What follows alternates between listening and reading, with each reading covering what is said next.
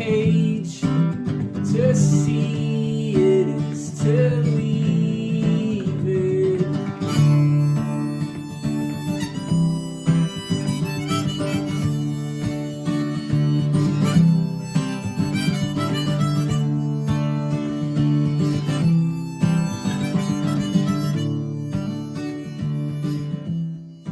Don't panic. Voluntaryist Academy is an educational platform dedicated to the principles of non-aggression, self-ownership, and the ethical philosophy of voluntarism.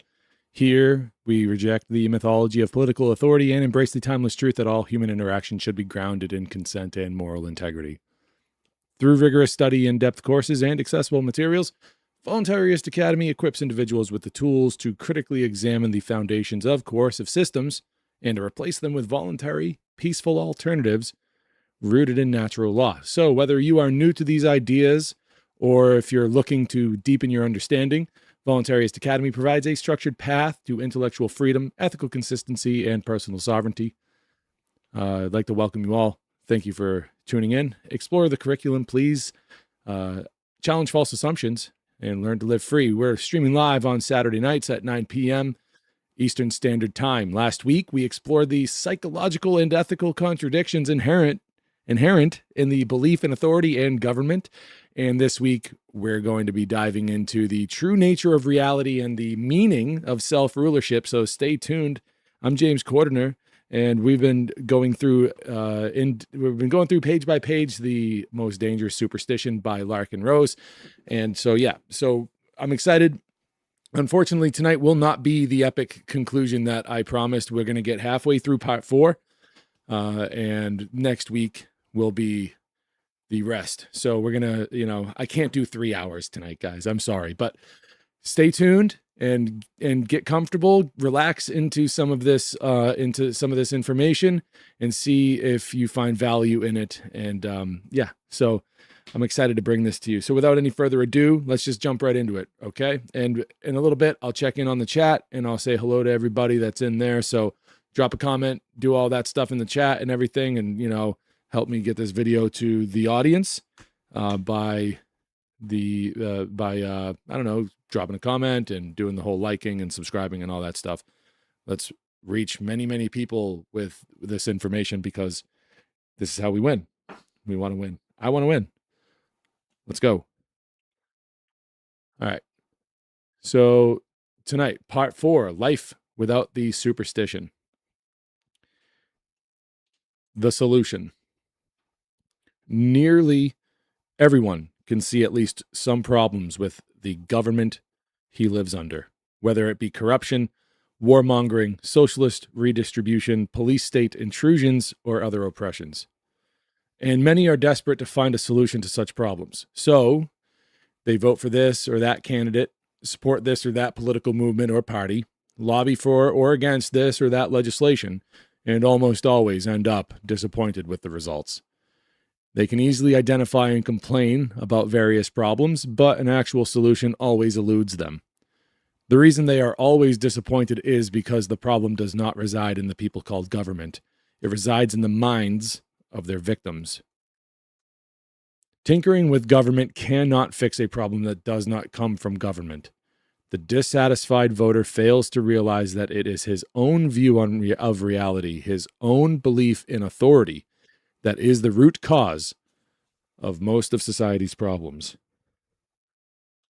He believes that a ruling class is a natural, necessary, beneficial part of human society, and so all of his efforts focus on bickering over who should be in charge and on what the power of government should be used for. When he thinks of solutions, he thinks inside the box of statism. As a result, he is powerless from the beginning. Begging masters to be nice or asking for a new master never leads to freedom. Instead, such behaviors are clear indicators that the person is not even free inside his own mind. Clear indicators, not dear. Again, narrator's note, this PDF is lousy with mistakes. We're going to power through. A man whose mind is not free will never be free in body.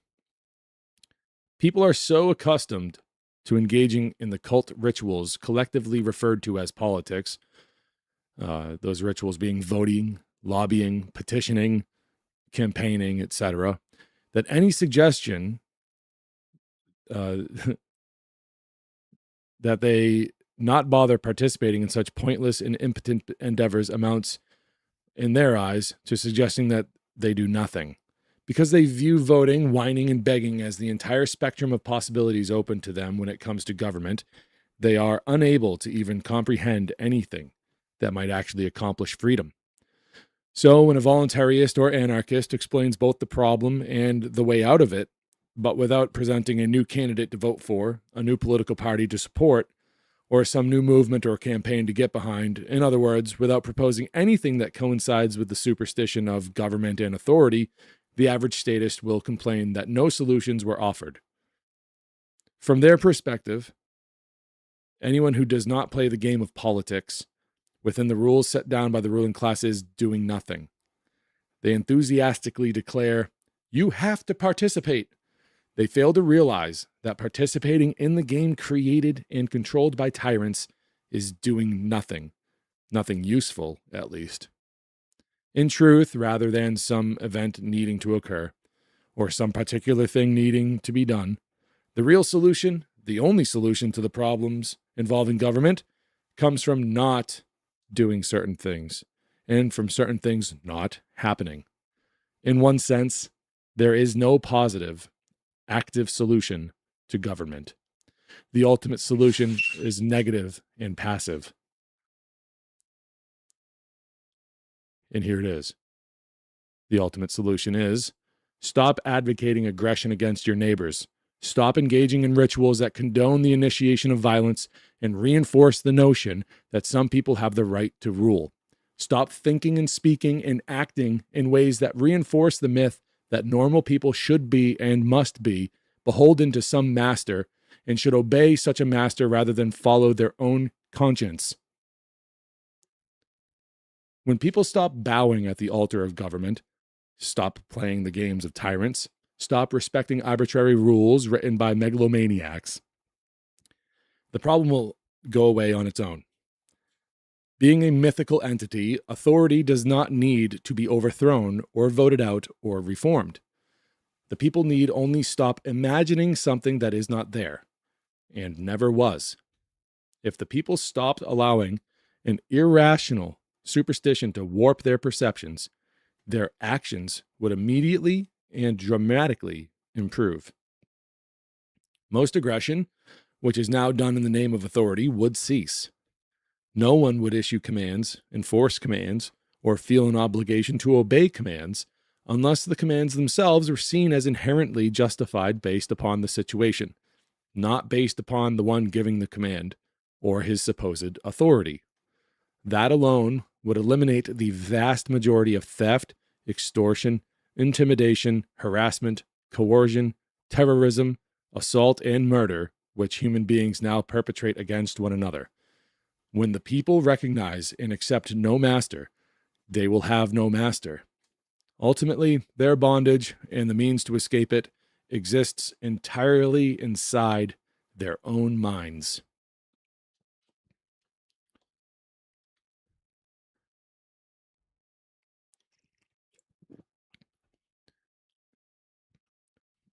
Taking a sip of the drink. Human society does not need anything added to it to fix most of its problems, nor does it need the institution of some new system or the implementation of some new master plan. Instead, it needs to have one thing, one all-pervasive, extremely destructive thing removed from society. That is the belief in authority and government. What will make things work, quote unquote, make things work, is not any centralized plan, not any authoritarian agenda, but the mutually voluntary interaction of many individuals, each serving his own values and following his own conscience. Of course, this does not fit at all with the way almost everyone was trained to think, that society needs a master plan with leaders who will make it happen. In truth, what society needs the most is the complete lack of a master plan and the complete absence of authoritarian leader to whom the people must surrender their free will and judgment. The solution is not to add some new thing to society, but simply to understand and dispel the most dangerous superstition. Reality is anarchy.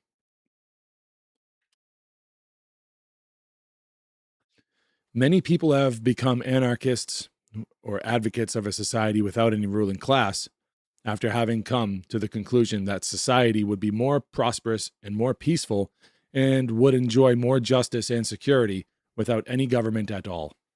However, that is somewhat akin to an individual deciding, after careful analysis, that Christmas would work better without Santa Claus. But if Santa Claus is not real, it is pointless to have a debate about whether he is needed in order for Christmas to work. If Christmas works at all, it already works without Santa. And so it is with the usual debate between government and anarchy. Government does not exist. A little louder for the people in the back. Government does not exist. It never has and never will, which can be proven using logic that does not at all depend upon any individual's moral beliefs. To quickly rehash, people cannot delegate rights they do not have, which makes it impossible for anyone to acquire the right to rule, aka authority. People cannot alter morality, which makes the laws of government devoid of any inherent authority. Ergo, authority, which is the right to rule, cannot logically exist. The concept itself is self-contradictory, like the concept of a militant pacifist. A human being cannot have superhuman rights, and therefore no one can have the inherent right to rule. A person cannot be morally obliged to ignore his own moral judgment. Therefore, no one can have the inherent obligation to obey another. And those two ingredients, the ruler's right to command and the subject's obligation to obey, are the heart and soul of the concept of authority, without which it cannot exist. And without authority, there is no government. If the control which the gang called government exerts over others is without legitimacy, it is not government. Its commands are not laws. Its enforcers are not law enforcement. Again, without the right to rule and a simultaneous moral obligation to obey on the part of the masses, the organization called government is nothing more than a gang of thugs, thieves, and murderers. Government is an impossibility. It's simply not an option, any more than Santa Claus is an option. And insisting that it is necessary when it does not and cannot even exist, or predicting doom and gloom if we do not have the mythical entity, does not change that fact. To argue that human beings need to have a rightful ruler, one with the moral right to forcibly control others, and one whom all others are obligated to obey, does not change the fact that there is no such thing and can be no such thing.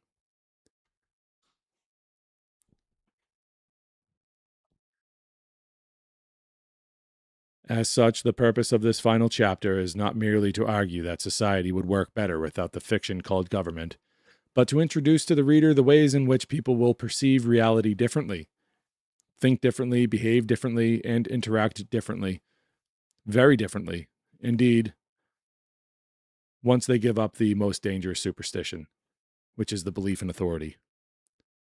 Anarchy, meaning an absence of government, is what is. It is what has always been and will always be. When people accept that truth and stop hallucinating a creature called authority, they will stop behaving in the irrational and destructive manner that they do now. Almost everyone, at least to begin with, has difficulty thinking clearly about such a concept, because every politician and every government is constantly proposing solutions that deal with how society will be organized, managed, and controlled through a centralized authoritarian system. Most people do not even know how to mentally process the idea of a complete lack of any forcibly imposed system. They instinctively ask things such as, how will the roads work? Or how would we defend ourselves? The truth is that no one can know how everything would work or what would happen. Individuals can make suggestions about how things should work or predictions about how things might work, but no one can possibly know the best way for everything to work. Despite the huge amount of uncertainty this creates, the historical track record of people living in freedom is far better than any centralized, managed solution has ever been.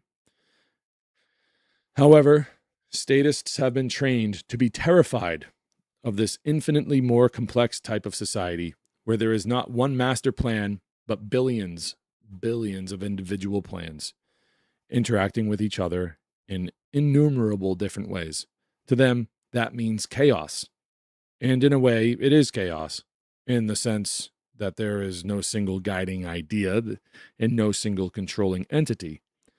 This does not mean that people cannot make agreements or work together or cooperate and find compromises. Instead, it means that each person will view life as an adult instead of throwing away his free will and responsibility to blindly follow someone else's agenda. As an aside, even without the authority superstition, there would still be leaders and followers, but it would usually be actual leadership, where one person leads by example, by demonstrating a level of intelligence, compassion, or courage, which inspires others to behave similarly.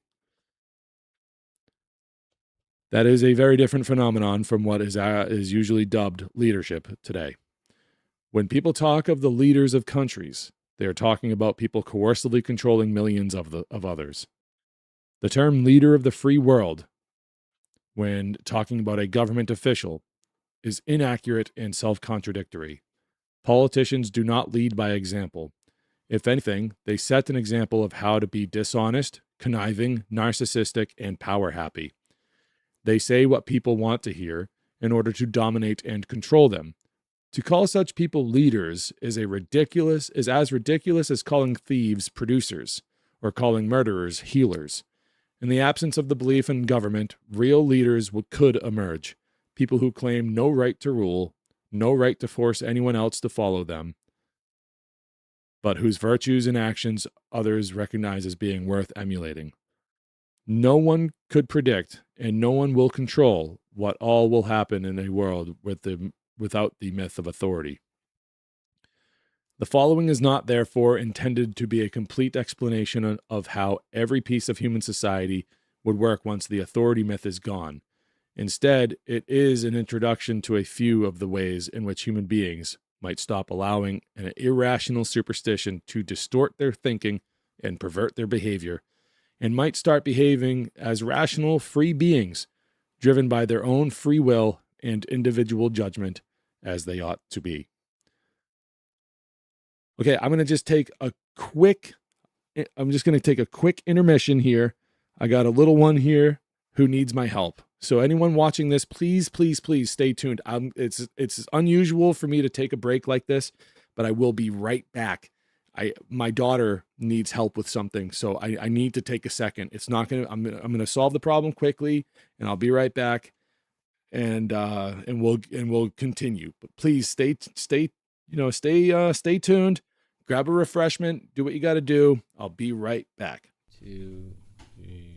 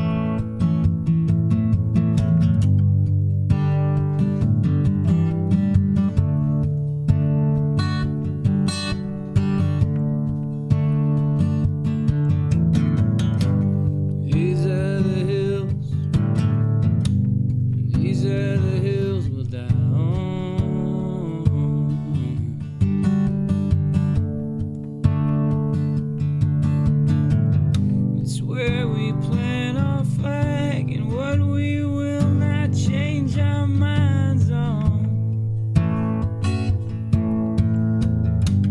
These are the hills we'll die on.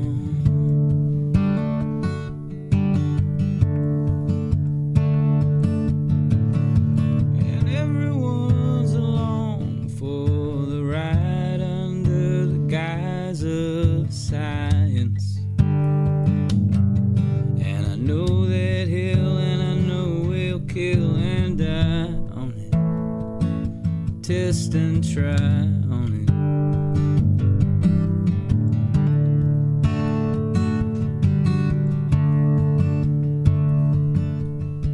We didn't need to be deceived about solutions to disease and violence.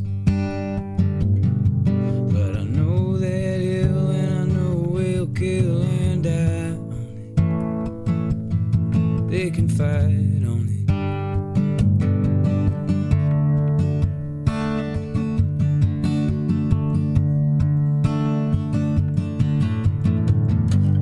These are the hills, yeah, these are the hills we'll die on.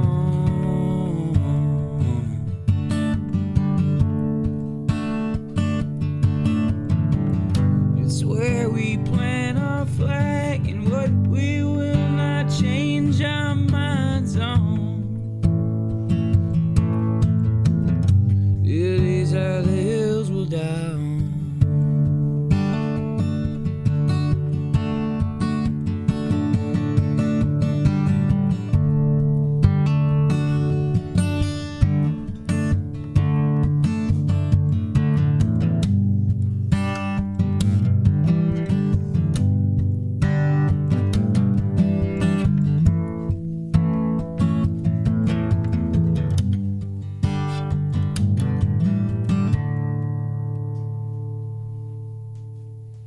Two, three.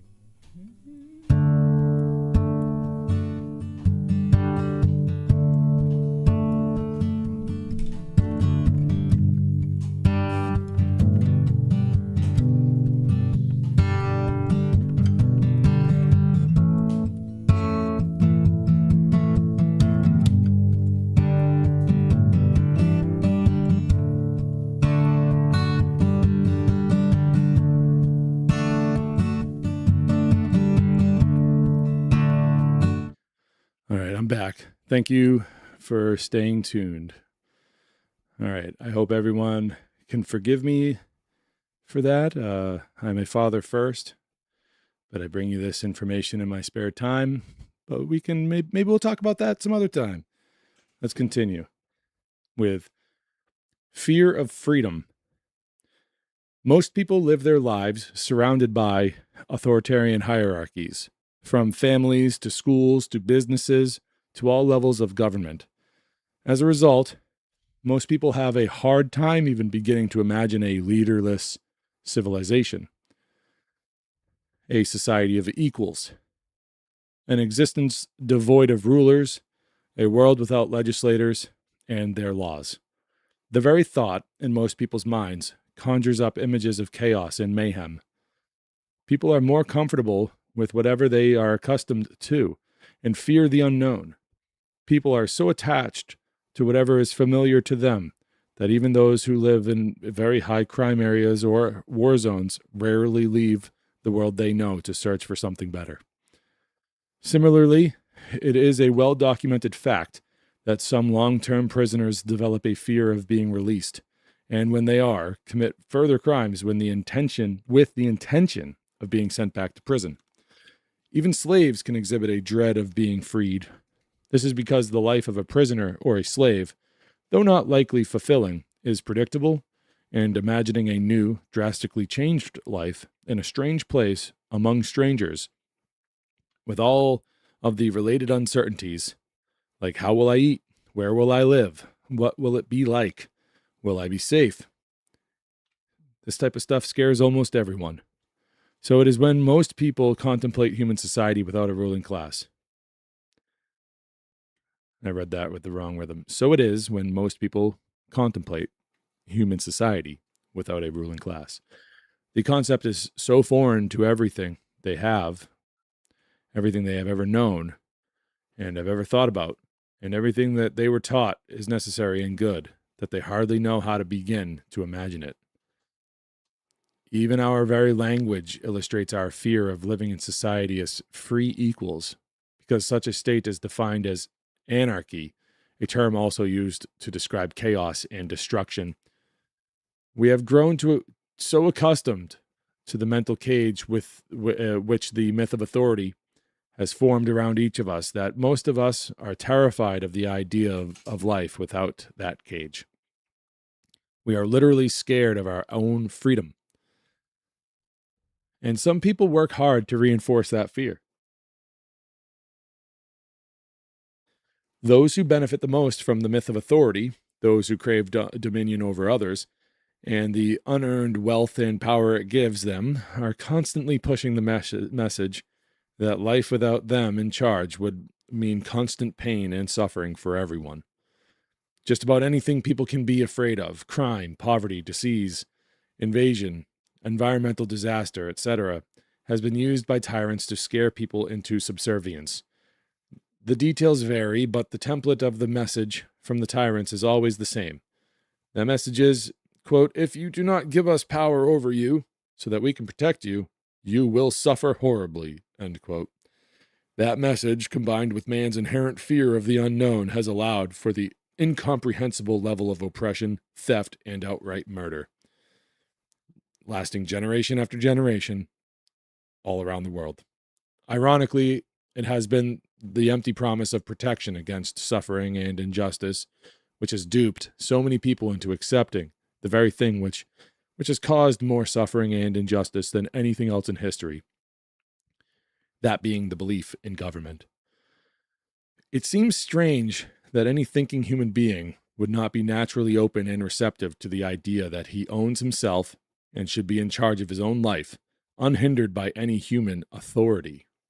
However, the average person who hears such a message often lashes out at the messenger, insists that actual freedom, a world without masters and subjects, would mean chaos and destruction, and then vehemently advocates the continued enslavement of all mankind, including himself.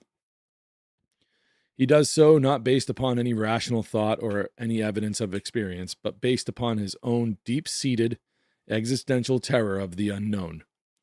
The unknown, in this case, being a society of equals instead of masters and subjects. He has never seen it in action on a large scale and has never thought about it. He cannot imagine it and therefore fears it. And those who desire dominion over others are constantly reinforcing and encouraging that fear in those they seek to subjugate. Seeing a different world. When someone who has been indoctrinated into the cult of authority finally disentangles himself from the superstition, the first thing that happens is that he sees a drastically different reality. When he observes the effects of the authority superstition, which infiltrate nearly every aspect of most people's lives, he sees things as they actually are, not as he had formerly imagined them to be. Most of the time, when he sees so-called law enforcement in action, he recognizes it as raw, illegitimate, and immoral thuggery being used to extort and control the people in order to serve the will of the politicians. The exception to this is when the police use force to stop others who are actually guilty of acts of aggression, ironically, the very acts which the police routinely commit for the ruling class. More on that later. When the recovering statist watches various political rituals, whether a presidential election, a legislative debate in Congress, or a local zoning board passing some new ordinance, he sees it for what it is, the acting out of delusions and hallucinations by people who have been indoctrinated into a completely irrational cult. Any discussions in the media of what public policy should be, or which representatives should be elected, or what legislation should be enacted appear to one who has escaped from the superstition as useful and rational as well-dressed, attractive, respectable-looking people seriously discussing how Santa Claus could handle the next Christmas. To one who has escaped the myth of authority, the premise upon which all political discussions rests disintegrates, and every bit of the rhetoric which stems from the superstition is recognized as being utterly insane. The unindoctrinated individual sees every campaign speech, every political argument, every discussion in the news about anything political, every CNN broadcast or Fox News of another debate on the White House, of the House floor over some new piece of legislation, as a display of the symptoms of profound delusions due to the blind acceptance of utterly asinine, cult-like dogma. All voting, campaigning, writing to one's congressman, signing petitions suddenly appear to no more rational or useful than praying to a volcano god to grant its blessings to the tribe. One who has been deprogrammed sees not only the futility in all political action, but sees that such actions, no matter what their intended goals, actually reinforce the superstition. Just as everyone in a tribe praying to a volcano god would reinforce the idea that there is a volcano god, so begging politicians for favors reinforces the idea that there is a rightful ruling class, that their commands are laws, and that obedience to such laws is a moral imperative. Those whom most people now regard with great respect, and who often called honorable, those who are often called honorable, are recognized as delusional, God-complex lunatics by those who have escaped the authority myth. The undoctrinated would take no more pride in shaking the president's hand than he would in shaking the hand of any other psychotic, narcissistic mass murderer. The men who wear black dresses and wield wooden hammers and refer to themselves as the court. Hold on.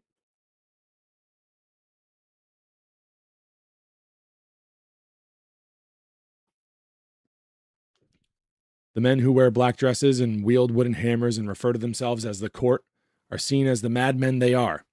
Those who wear badges and uniforms and imagine themselves to be something other than mere human beings are not seen by the deprogrammed as noble warriors for law and order, but as confused souls suffering from what is little more than a mental disorder.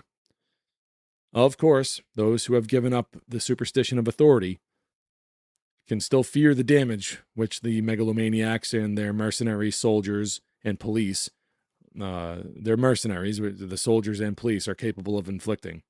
But the mercenaries' actions are no longer seen as being in any way legitimate or rational or moral.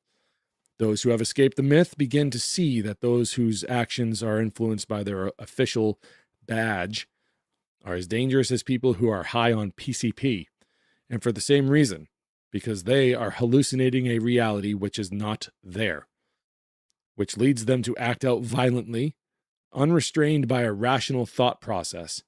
Those who have escaped the authority superstition, when confronted by a police officer, may still act as they would if confronted by a rabid dog, speaking softly, behaving in a submissive manner, and not making sudden movements.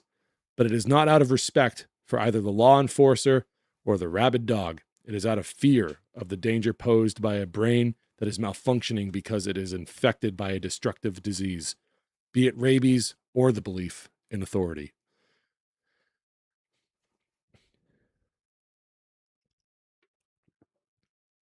When believers in authority commit acts of aggression, imagining such acts to be righteous because they are called law, their targets have few options. When a tax collector or a police officer or some other enforcer of the will of politicians attempts to extort, harass, control, or assault those who have escaped the myth of authority, the targets of the legal aggression can either go along with what they know to be injustice, or they can try to somehow circumvent or hide from the legal aggressors, or they can forcibly resist the aggressors. It is unfortunate that the last option is ever necessary because, though using defensive force is morally justified, even when it's quote-unquote illegal, it is sad that one good person would ever have to use violence against another good person simply because the latter has had his perception of right and wrong twisted and perverted by an irrational superstition. Even the murderous thugs of the most brutal regimes in history, due to their faith in the authority myth, thought that they were doing their duty. They thought on some level that their actions were noble and righteous, or they would not have committed them. Such mindless loyalty to authority often leaves the intended victims with only two options: submit to tyranny or kill the deluded law enforcers. It would be far better for everyone if, before forcible resistance becomes necessary, the mercenaries of the state could be deprogrammed out of their delusion so as to avoid the necessity of having to scare, hurt, or even kill them to stop them from committing evil.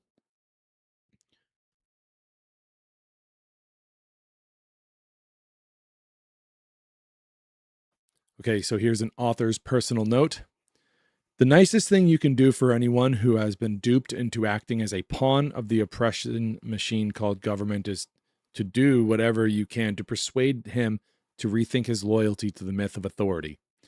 If all else fails, give him a copy of this book. As uncomfortable as that might be, you might be doing a lot of his potential future victims a huge favor. And you might even be doing the enforcer himself a huge favor by negating the need for one of his future intended victims to maim or kill him.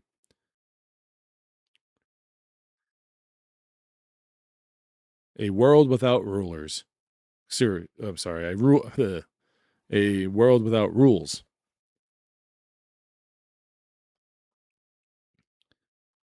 One who has been, actually, hold on. We're going to go over to the chat real quick. Okay. And I want to tell you about voluntaryistacademy.com, and we'll go over to the chat. I'll open up the chat real quick. Say hello to everybody.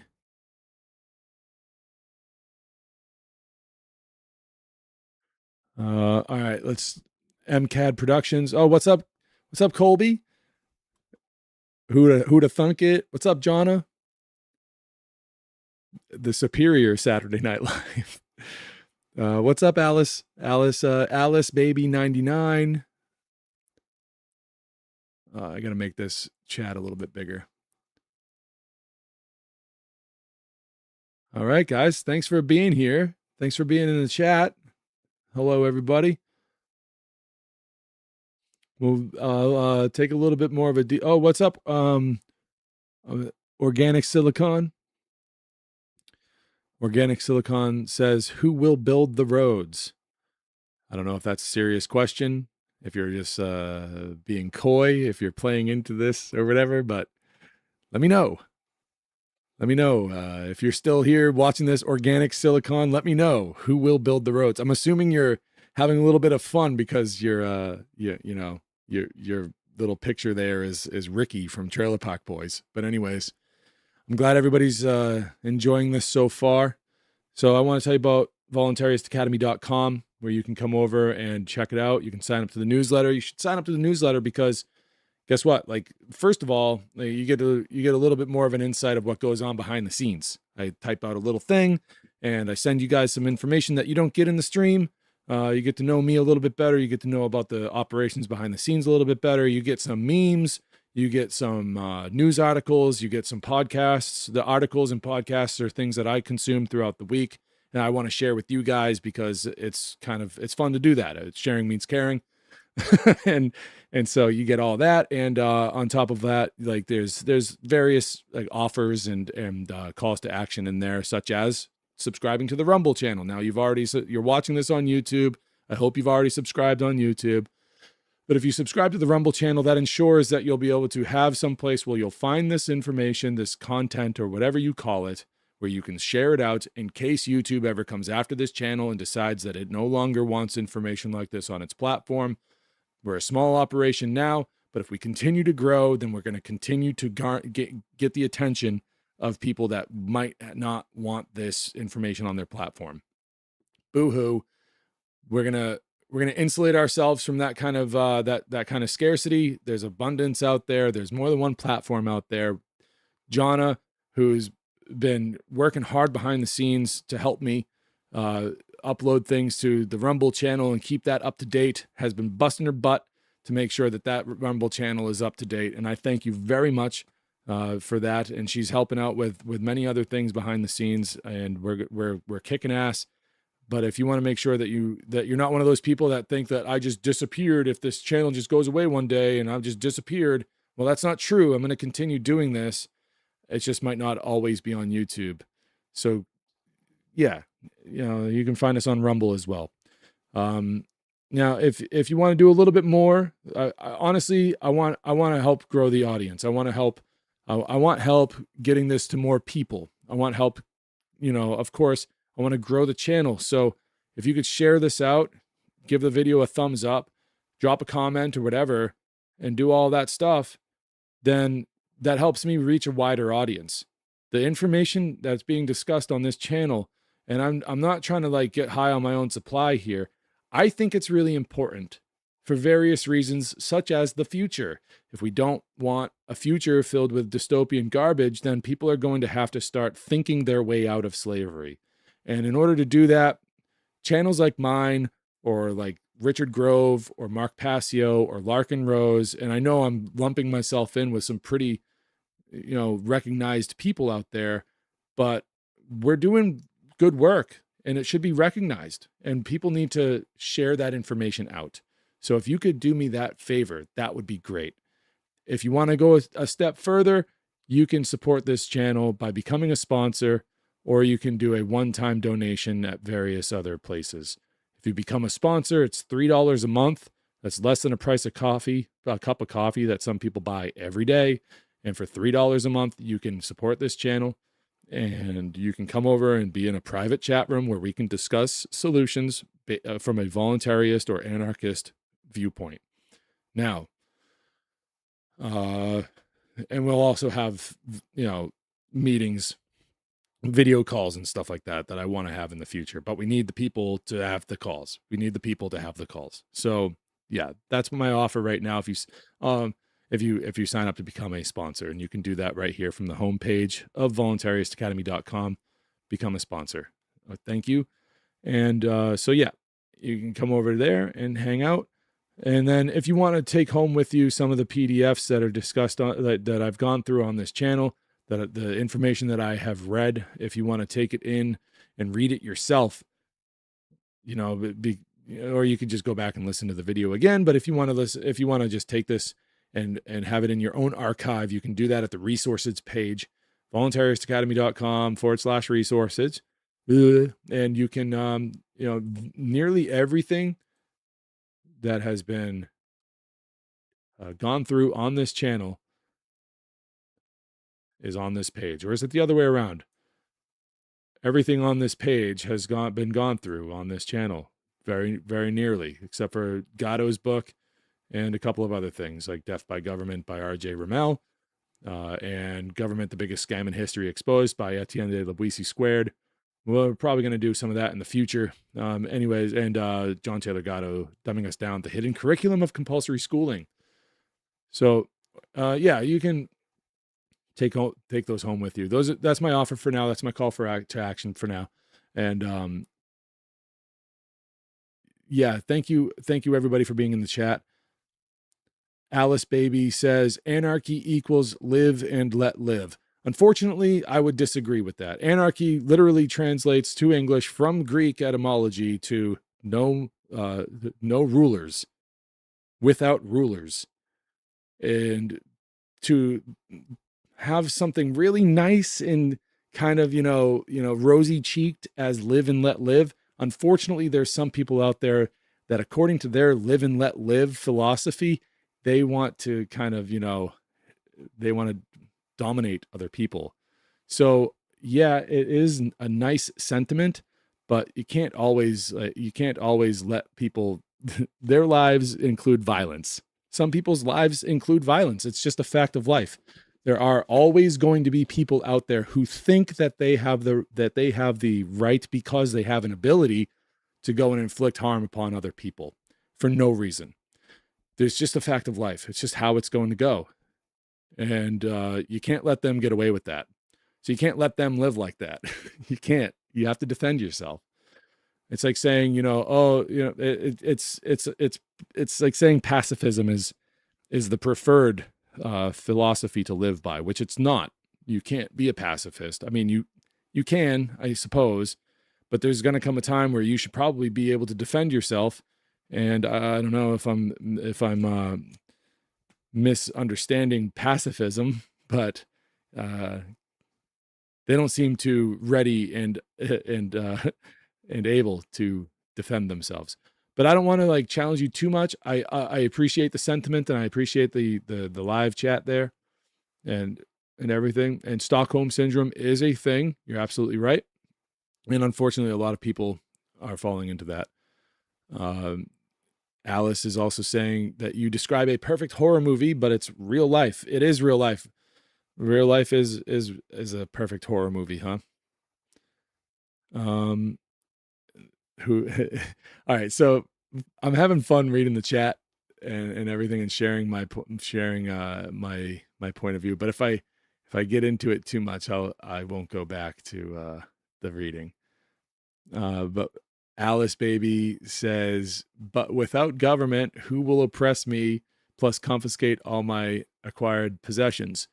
Okay, so that's a cheeky comment. I get it. Yeah, I understand that's a cheeky comment. I get that. But you have to understand that, like, you know, there's always going to be people out there, no matter what system is in place. Even if you want to call like an anarchist, like an anarchist society or whatever, like if the philosophy of voluntarism is the preferred philosophy to live by a large group of people, that's great. But there will always be people that want to infiltrate and destroy, and they want to do violent things, and those people need to be dealt with. Listen to me. A guy that reads this much should be able to not make errors like that.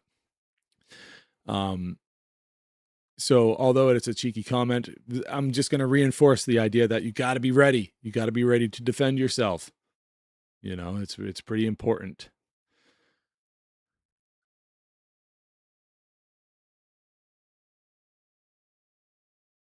Okay, so I'm going to get back to the reading now because I'm getting distracted with the chat. Keep going, guys. Keep having fun there. And we're going to get back to this now. All right. Thanks again. A world without rules.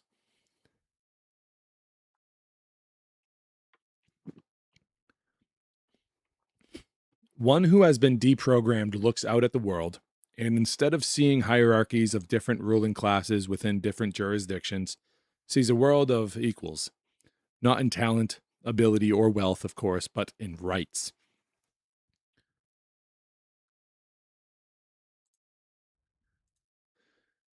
He sees a world in which each person owns himself, and he comes to the realization that he has no rightful master, and that there is no one above him, and that is true for everyone else as well. He is beholden to no government, no country, and no law. He is a sovereign entity. He is bound by his own conscience and nothing else. Such a realization is incredibly freeing, but also can be quite disturbing to those who have always measured their conduct by how well they obey others. Obedience not only is easy, as it allows someone else to make all the decisions, but it also allows the one who blindly obeys to imagine that the consequences, whatever they may be, are always someone else's responsibility. To have to figure out right and wrong, and to know that you alone are responsible for your decisions and actions, can feel like a huge burden. Essentially, losing the belief in authority means growing up, which has advantages and drawbacks.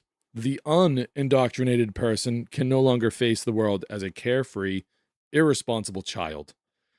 But at the same time, he will possess a level of freedom and empowerment he could not have imagined before. Statists often have a deep-seated terror of a world in which every person decides for himself what he should do. Unfortunately for them, that is all that has ever existed, and all that ever will exist. Everyone already decides for himself what he will do. That is called free will. Many assume that if an individual is not bound by any authority and has the attitude, quote, I can do whatever I want, end quote, he will behave like a selfish animal. Some even imagine that they themselves would become animals if they were not governed by a master. Such a belief implies that people feel a strong moral obligation to do as they are told, but otherwise have no moral compass at all. But most people obey the law because they believe that it is good to do so. There is no reason to think that, without being subservient to a master, those same people would no longer care about being good. Yet many still imagine human beings to be stupid savages, kept in check only by controllers. So they expect that, if unrestrained by a belief in authority, most people would become like unchained animals.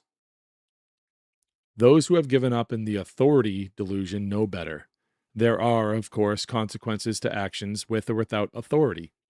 Aside from moral issues, most people usually choose to behave in ways that do not incur the wrath of others. Even if no one believed in right and wrong, being a habitual thief or murderer would be dangerous, and finding ways to peacefully coexist benefits the individual and the group. But aside from that, most people try to be good. In fact, that is why they obey the law, because they were taught that doing so is good.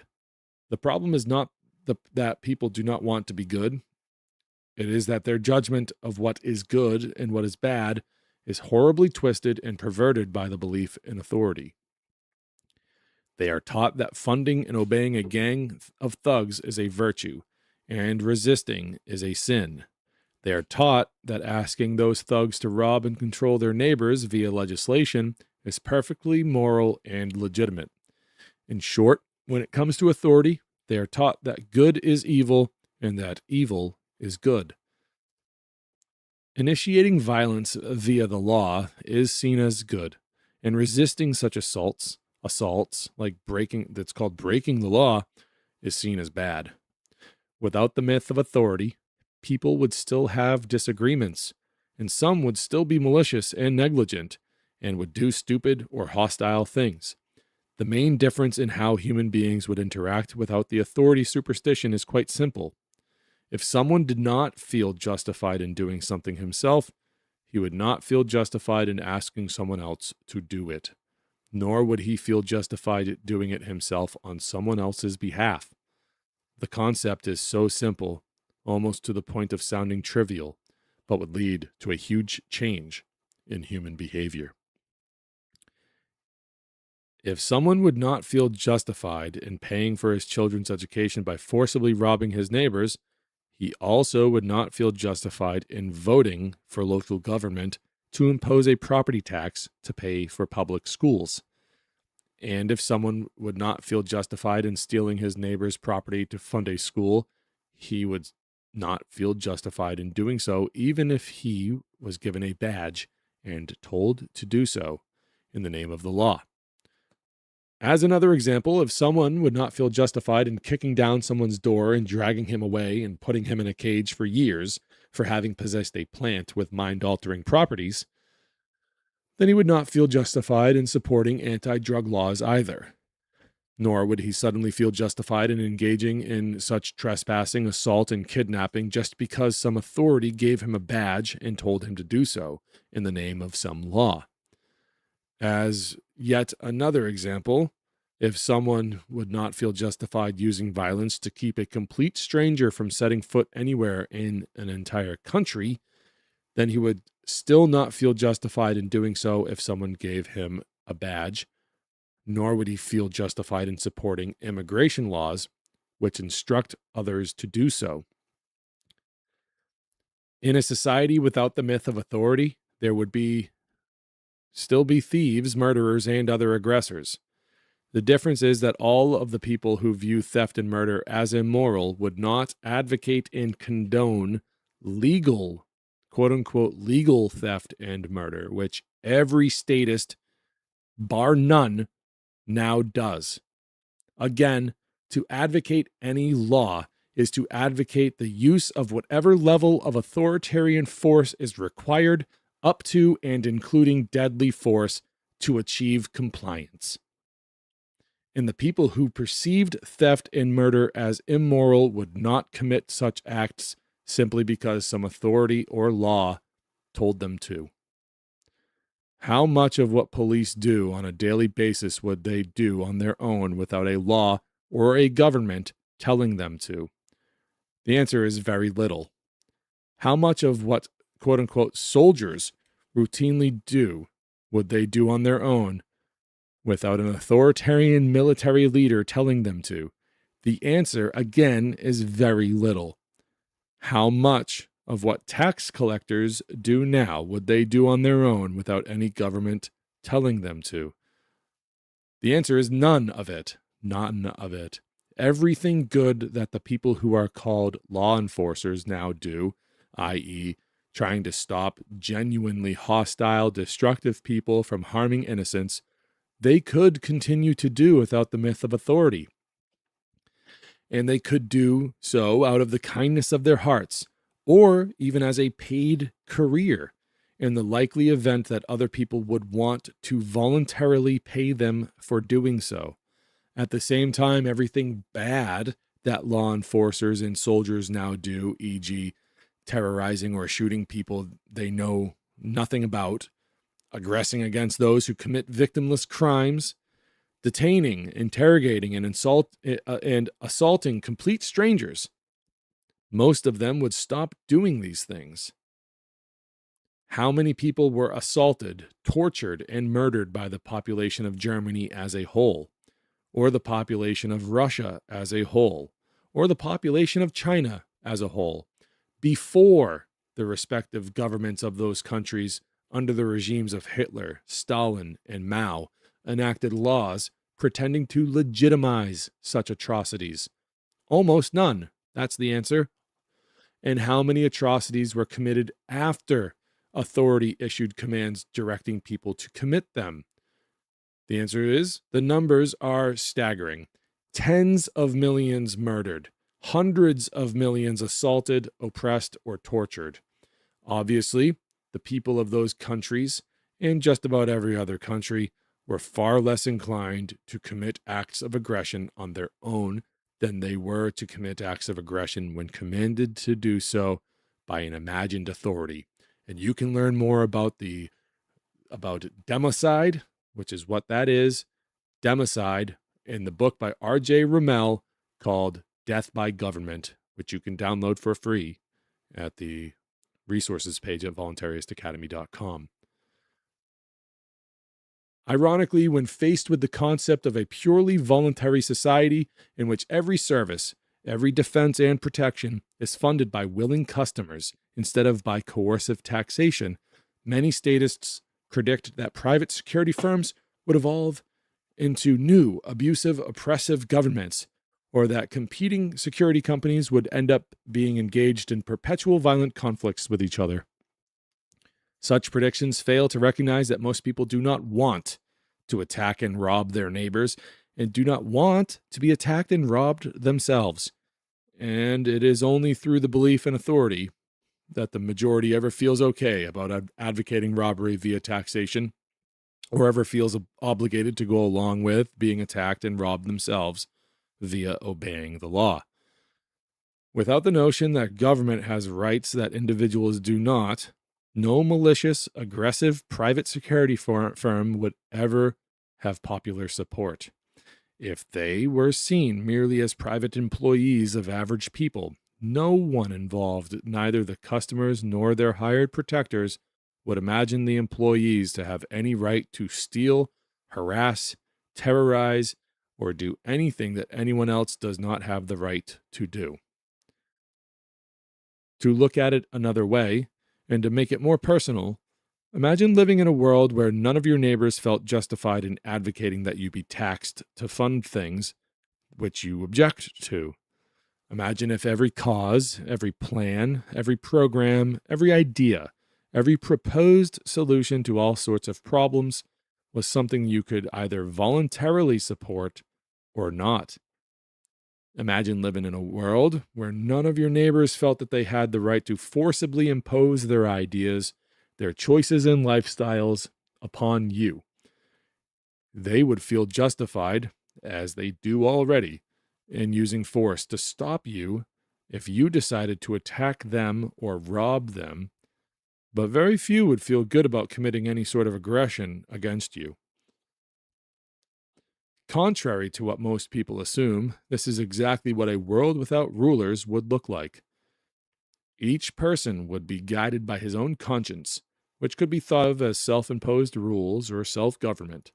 And even though some people acting on their own would still make stupid or malicious choices and commit acts of aggression, no longer would anyone imagine that calling something a law or a rule can make an inherently unjustified act into something good.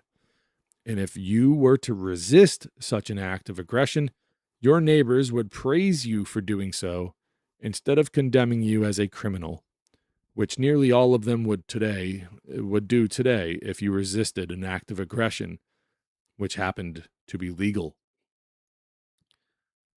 Thinking differently, talking differently. Many of the terms people use and the discussions they have on a daily basis are based upon the assumption that authority can exist. By constantly hearing and repeating the superstition-based dogma, nearly everyone unwittingly reinforces the myth in their own minds and in the minds of those they talk to. Authoritarian propaganda is so ubiquitous that it does not feel to the masses like a message at all. It just feels like, quote unquote, talking about what is. Most of every history book is about who ruled what area when, which authoritarian regime conquered another authoritarian regime, which individuals or political parties came to power, which forms of government and types of public policy various empires have had, and so on. They speak about elections, who wielded the power behind the scenes, what laws were passed, what taxes were imposed, and what the people thought about their leaders. The underlying premise, which comes through loud and clear, even if it is never openly stated, is that it is both inevitable and legitimate for there to be a ruling class, some variety of overlord with the right to forcibly control everyone else. That message continues to be a constant underlying theme of nearly everything written in the newspapers or broadcast on the radio or television. The news reports, whether local or national, talk about what legislation the representatives or congressmen have passed, what law enforcers did that day, which candidates are running for a public office, what public policies they support, and so on. The way every bit of it is reported is heavily tainted by the superstition of authority. Of course, the way people think affects the way they talk. And each person is constantly expressing his fundamental beliefs, even in seemingly trivial discussions. Compare how the same exact situation and events would likely be reported, first by one who believes in authority, and then by one who does not. So, a report with the superstition might sound like this. Quote, today the local government of Springfield put into place a 4% increase in local building permit fees, the proceeds of which are intended to fund a program to provide certain medical assistance for the elderly, end quote. And now, the same report, but without the superstition. Quote, today a group of local extortionists issued a formal threat to anyone doing construction or renovation in Springfield, demanding 4% more than the group had previously demanded from such people. The thieves say they intend to give some of the money they seize to the elderly, end quote. Here's Tom with the weather. That's just fun. Bill Hicks. When someone escapes the superstition of authority, his thought patterns, and therefore his speech patterns, change dramatically. He does not use the euphemistic terms which assign legitimacy to legal violence. He describes tax collectors as what they actually are, professional extortionists. He describes law enforcers as what they actually are, the politicians' hired thugs, and he describes laws as what they actually are, threats from politicians. He does not proudly describe himself as a law-abiding taxpayer, because he recognizes what that term actually means, that being one who allows himself to be robbed and controlled by power-hungry megalomaniacs. Most statists have a hard time imagining a world in which there is no centralized machine attempting to control everyone else. However, some find it equally difficult imagining a world in which they themselves are not being forcibly controlled. The thought of looking out at the world and feeling beholden to no one, feeling no obligation to obey the laws of others, is utterly foreign to anything they have ever contemplated. As sad as it is, many people find it very hard to even imagine a world in which there is no one they must bow to, no legislature they must subjugate themselves to, no law or rule that can ever outrank their own consciences. Such ideas are worlds away from what nearly everyone has been taught to believe, and accepting such a drastically different view of reality feels like a profound existential awakening. He who has escaped the myth says to himself something like this, quote, "Does any person or any group of people have the right to demand payment from me for something I did not ask for and do not want to fund? Of course not. If I am not committing aggression against anyone via force or fraud, does anyone have the right to force me to make the choices they wish I would make? Of course not. Do I have the right to resist such aggression? Of course I do. Does any person or any group of people possess any rights that I do not possess? Of course not. How and from where would they have gotten such rights? Do I, at any time or in any place, under any circumstances, ever have an obligation to do anything other than what my own conscience dictates? Is there any situation in which the decrees or laws of any supposed authority could ever obligate me in any way and to any degree to abandon my free will or ignore my sense of right and wrong? Of course not." End quote. Teaching morality versus teaching authority. It is commonly held that unless children are taught to respect and obey authority, they will be like wild animals, stealing, assaulting, and so on.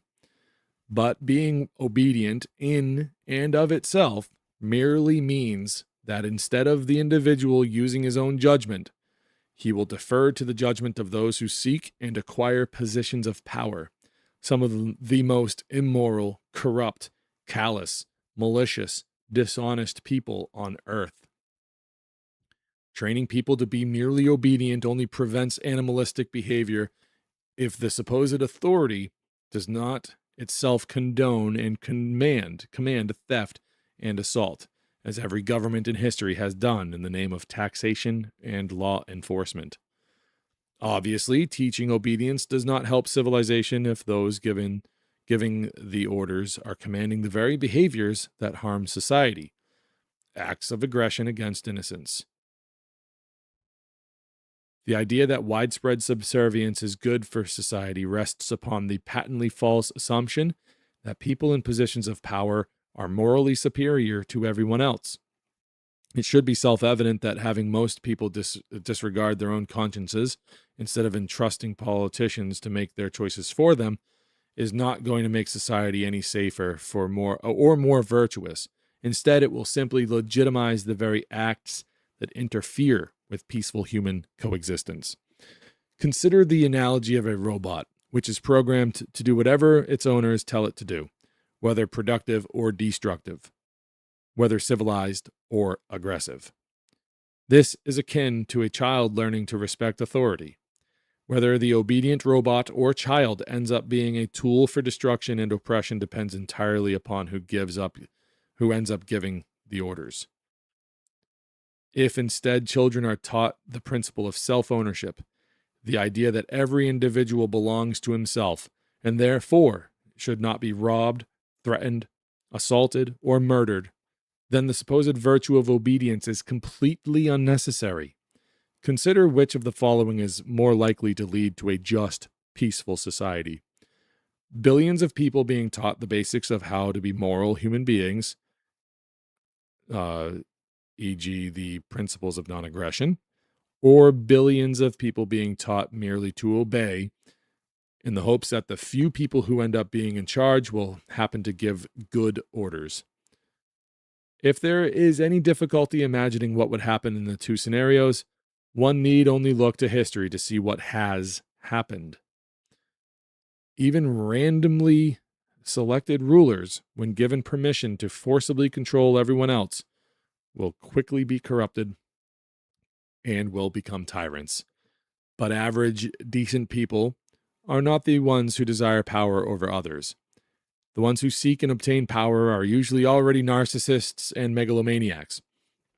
People with a never-ending lust for power, who love the idea of dominating others.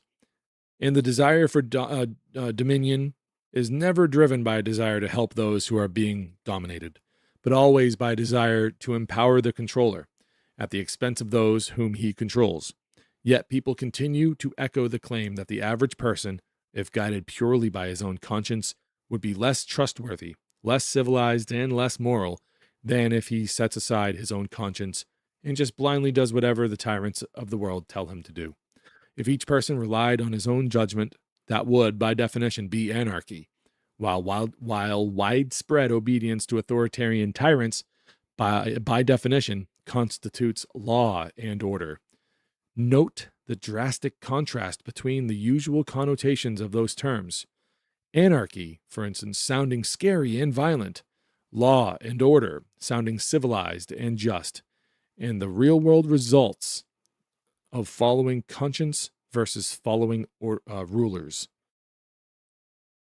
The level of evil committed by individuals acting on their own is completely dwarfed by the level of evil committed by people obeying a perceived authority. Though many imagine teaching obedience to authority to be synonymous with teaching right and wrong, the two are actually opposites. Teaching children to respect the rights of every human being and teaching them that committing aggression is inherently wrong is very important. But teaching them that obedience is a virtue and that respecting authority is a moral imperative will make them grow up to either advocate widespread large-scale aggression or to participate in widespread large-scale aggression. Every statist does one or the other, or both, actually. In fact, teaching obedience dramatically hinders the social and mental development of children. After having grown up in a situation where they were controlled by others, rewarded for obedience and punished for disobedience, if they ever escape that situation, they will have had little or no training and little or no experience or practice in how to think and act from morals and principles. Having never exercised their individual judgment and personal responsibility, knowing only how to do as they are told, they will be like trained monkeys that have escaped but that have no way to cope with a life of freedom. If their upbringings have been molded mainly by controlling authority figures, people become existentially lost if that control vanishes. In short, people trained to obey authority do not know how to be independent, sovereign, responsible human beings, because all their lives they have been intentionally and specifically trained not to follow their own consciences and not to use their own judgment. So the indoctrinated, when they escape one institutionalized control setting like school, hallucinate another authority to take its place. They call it that's government.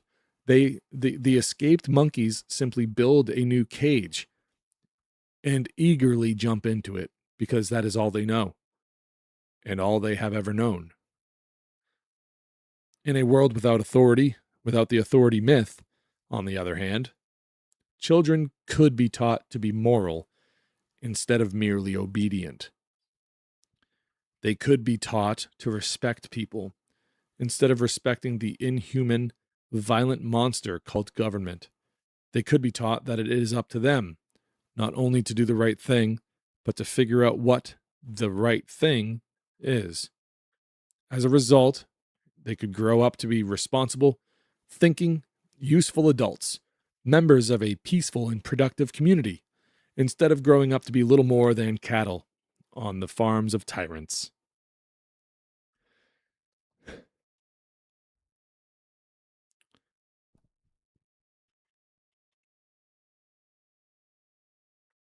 No master plan.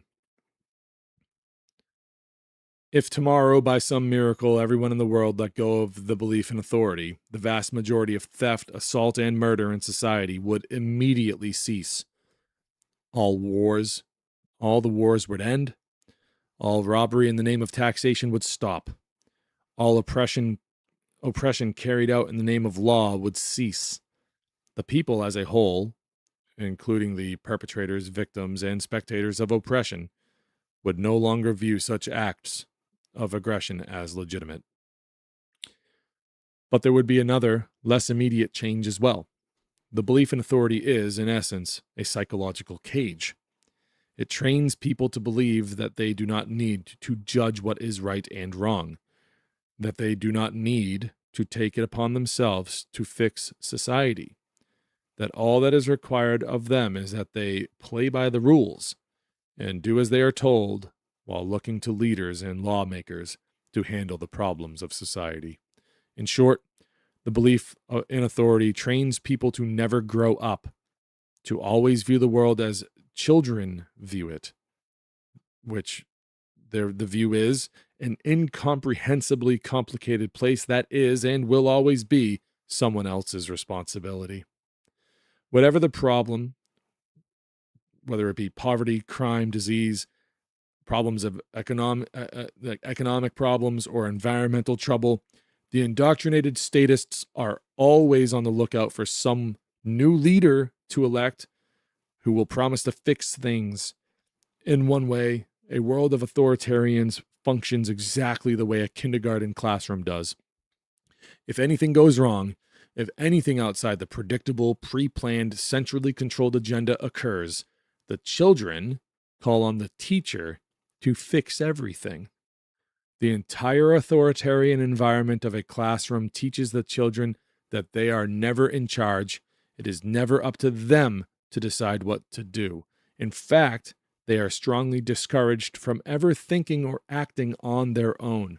After all, if they were allowed to think and make their own decisions, the first decision most of them would make would be to walk out of the classroom.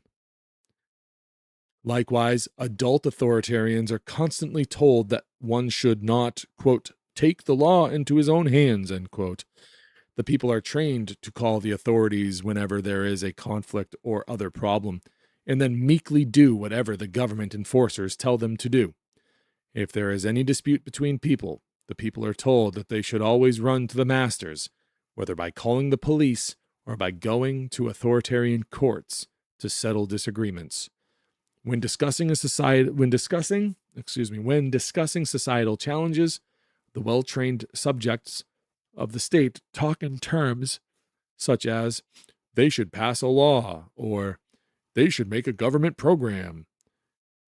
They view their lives as a part of a giant centralized master plan. So it logically follows that if they want their lives improved, the solution is to petition the planners to change the plan. This view is so ingrained in the masses that many people literally cannot comprehend the idea of individuals living their lives without being part of anyone else's master plan. This is demonstrated by the common response authoritarians have to the idea of a society without rulers. Almost without exception, a statist who ponders a stateless society will begin by asking how things will, quote-unquote, work without a ruling class. He does not ask this simply because he is curious about how roads, defense, trade, dispute resolution, and other things might function without government.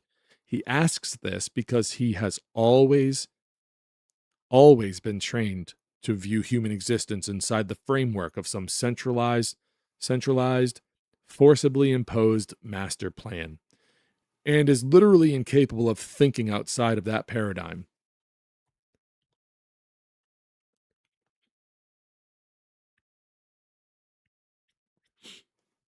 And so he will ask how things will work under anarchy and refer to it as a system, imagining it as a new type of master plan to be inflicted upon the masses, when, of course, it is the exact opposite, a complete lack of a centralized, forcibly imposed plan.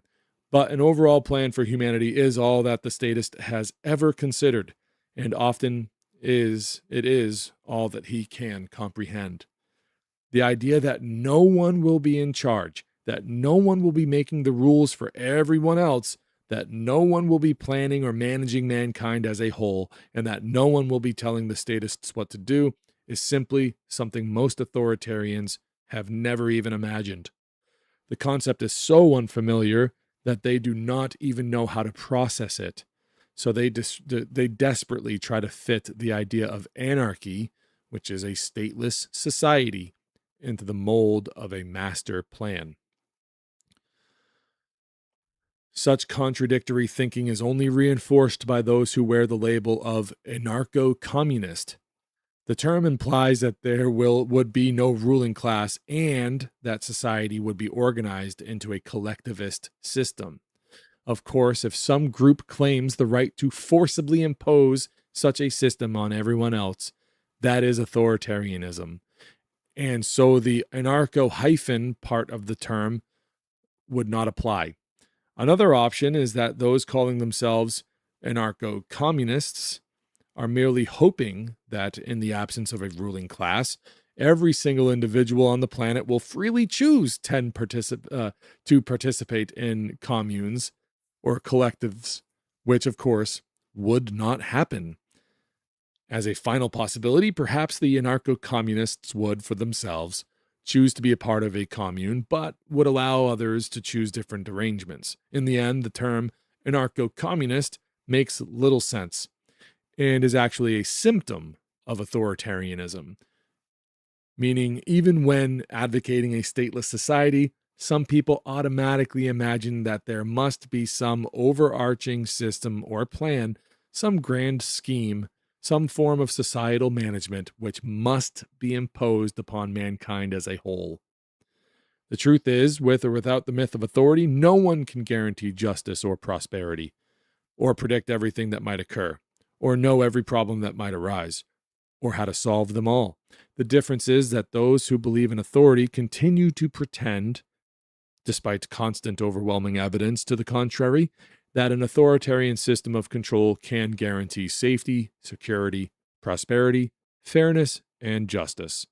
Meanwhile, those who have given up the most dangerous superstition no longer pretend that it is possible to control everything and everyone via any system. Bizarrely, despite the nearly incomprehensible degree of economic disaster, human suffering, and mass oppression which the belief in government has repeatedly caused, proponents of authoritarianism still insist that those who oppose statism must be able to describe in minute detail exactly how everything in society would work in the absence of government, so that nothing bad could possibly happen. And if they cannot, as of course no one can, the statist then proclaims that as proof that anarchy will never work. Rather than being a rational conclusion, such an idea is the symptom of deep-seated mental dependency and fear of the unknown. Statists want the promise that some all-knowing, all-powerful entity will take care of them and protect them from all possible misfortune and from all the bad people in the world.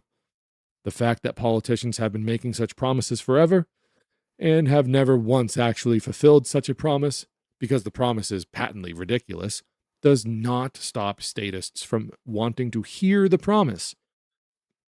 No matter how many times authoritarian solutions fail horrendously, most people still think that some other government plan is the only answer. What they want is a guarantee that some all-powerful entity outside themselves will make sure that their lives are comfortable and safe.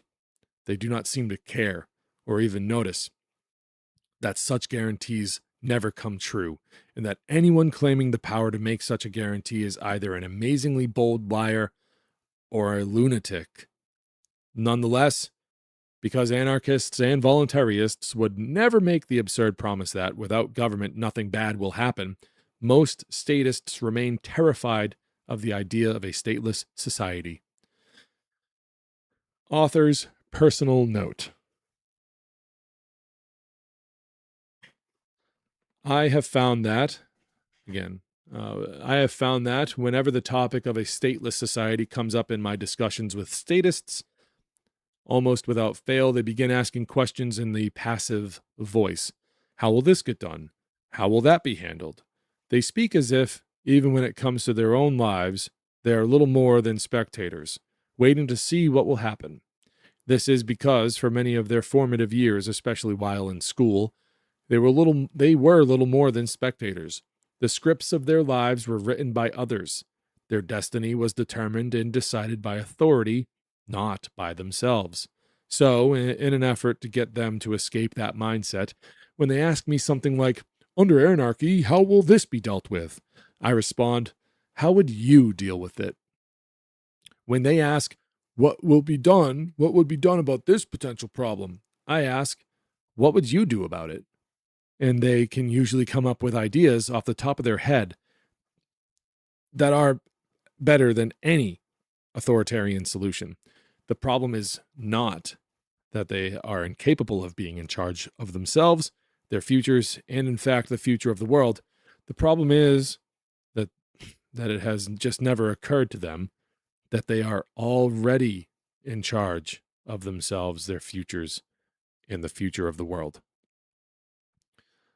One who understands that authority is a myth does not have any obligation to explain how every aspect of a free society would work, any more than someone who says that Santa Claus is not real has some obligation to explain how Christmas will work without him. However, statists often insist, as a condition of even considering the possibility of a stateless society, that someone will tell them how every aspect of everyone's life will work without government. Of course, no one knows, with or without the myth of government, what will happen, and clinging to a provably false, self-contradictory myth, which itself has led to large-scale murder, extortion, and oppression because someone failed to describe in detail a perfect world without the myth, is absurd. People can make suggestions or predictions about how different aspects of a free society would work without the involvement of authority. And many scholarly treatises do exactly that. But once someone truly understands the insanity inherent in the belief of authority, he will never go back to accepting the myth regardless of what he thinks might happen without it, any more than an adult would go back to believing in Santa Claus because he does not know whether Christmas would work without him.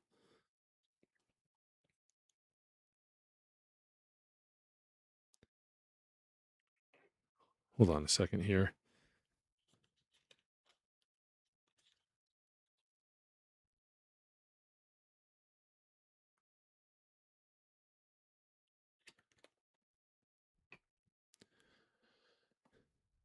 You rule you, I rule me.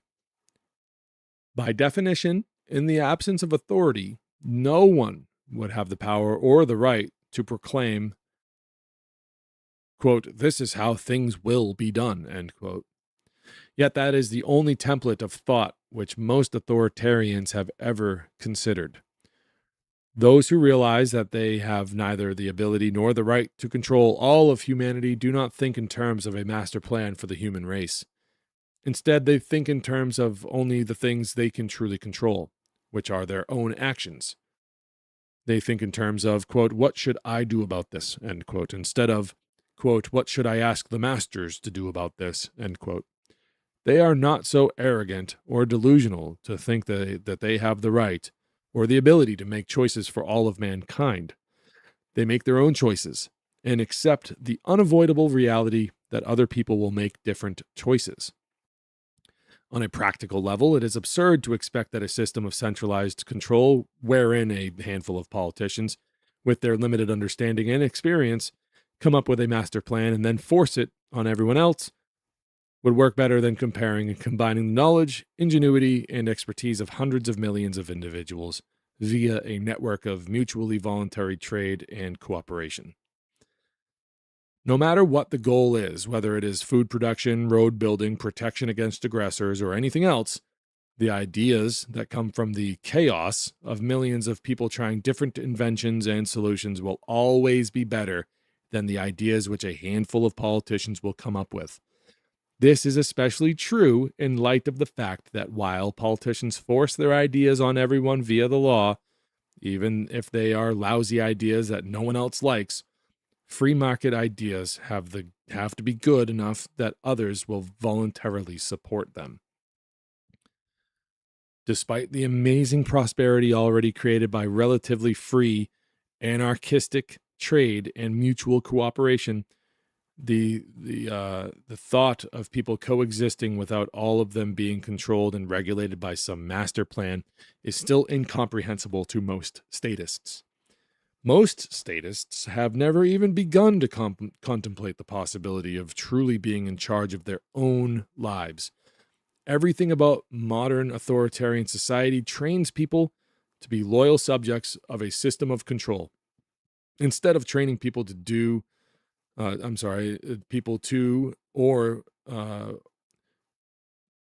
take that one from, instead of training people to do what they should be. It's this error. It's like, I'm so sorry, everybody. Everything about modern authoritarian society trains people to be loyal subjects of a system of control instead of training people to do what they should be. Sovereign entities, figuring things out for themselves, interacting with others as equals, unanswerable to their own consciences above all else. To most, the idea of a world where they are the ones who have to solve problems, settle disputes, help those who need help, protect themselves and others, without being able to run to an all-powerful authority instead, is a completely foreign and terrifying concept. They love to advocate authoritarian solutions, but do not really even want to be in charge of themselves, much less to be personally responsible for making society work. And their belief in authority is what they use to attempt to evade that responsibility and avoid the realities of life. The life of a caged animal is, in many ways, easier than life in the wild. Likewise, life as an unthinking human slave can be more predictable and feel safer than a life of responsibility.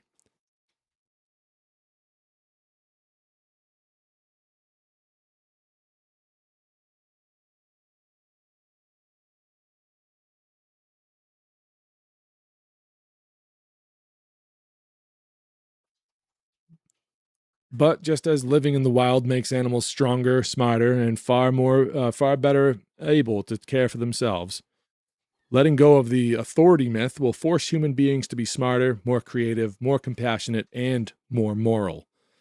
That is not to say that all people will, without the belief in government, be wise, kind, and generous.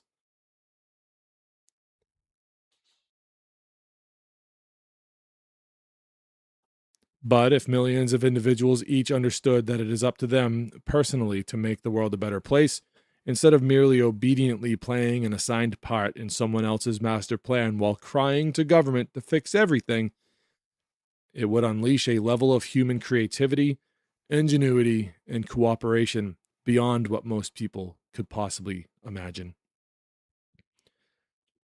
A different society.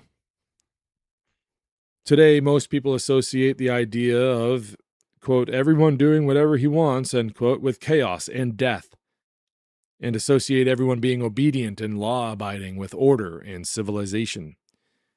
Without the authority myth, however, people would have a very different mindset. Without an authority to blindly follow and obey, without being able to whine to the powers that be to fix everything, people would have to figure out for themselves what is right and wrong and how to solve problems. Some might claim that human beings are too short-sighted, lazy, and irresponsible to run their own lives. But it is precisely the belief in authority that has allowed them to become so lazy and helpless.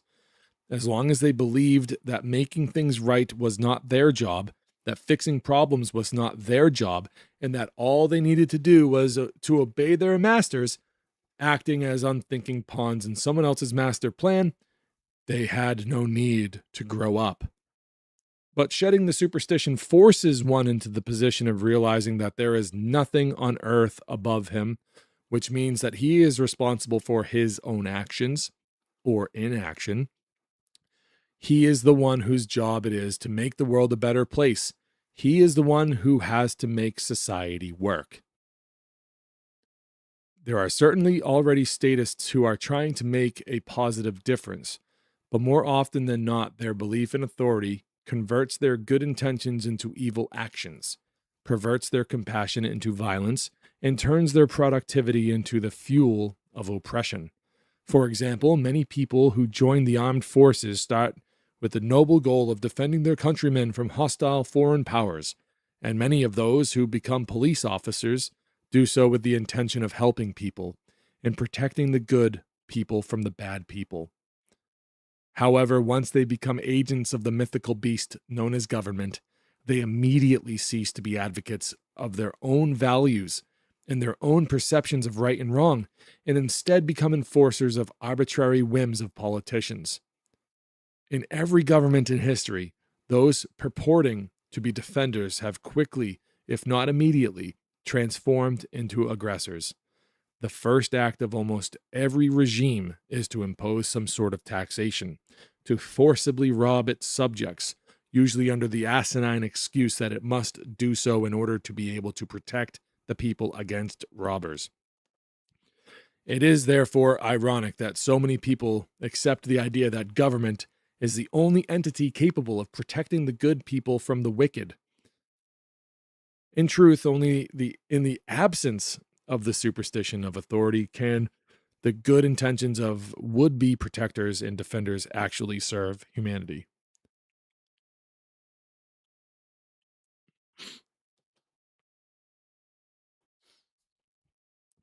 A private militia, for example, formed for the purpose of defending a certain population against foreign invaders, which is not imagined by its members or anyone else to have any special authority whatsoever, will be guided by the personal conscience of each individual member. Such an organization can be extremely effective, and it can be an extremely effective means of exerting justified defensive force, while being immune to the usual corruptibility of authoritarian protection rackets. A private militia member who did not suffer from the authority delusion could not and would not ever use the excuse of just following orders to try to deny responsibility for his own actions. If he uses violence, he and everyone around him knows that he personally made the choice and that he is responsible for it and should personally be held accountable for his actions. In short, the only time a private, non-authoritarian militia could become oppressive is if every individual in it personally chose to act that way.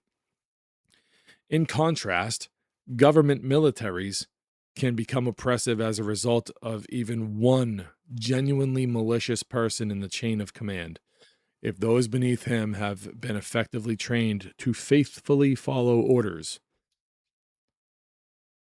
Without the myth of authority, not everyone will act responsibly or charitably. But when each person accepts that he is in charge of himself, it is far less likely that good people will be doing the bidding of evil people, as happens constantly now, by way of the belief in authority. Statists are often afraid of what some individuals may do if not restrained by government. What they should fear, however, is what those individuals may do if they become government. If they become government, I'm sorry. I turned away from the mic. We'll edit that in post. What they should fear, however, is what those individuals may do if they become government. The amount of damage which one hostile, malicious individual can do by himself is nothing compared to the damage that one hostile, malicious authority figure can do by way of obedient but otherwise good people. To put it another way, If evil was only committed by evil people, the world would be a far better place than it is today, with basically good people constantly committing evil acts because a perceived authority told them to.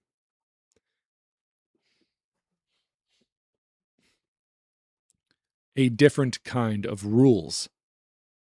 Without a belief in government, communities would almost certainly develop rules, which at first glance might resemble what are now called laws, but there would be a fundamental difference. It is both legitimate and useful to write down and publish for all to see statements about the consequences of doing certain things. People in one town may, for example, make it known that if you get caught stealing in their town, you will be subjected to forced labor until you pay back your victim threefold for what you stole. Or the people of some neighborhood may make it known that if you are caught driving drunk there, they will take your car and roll it into a lake.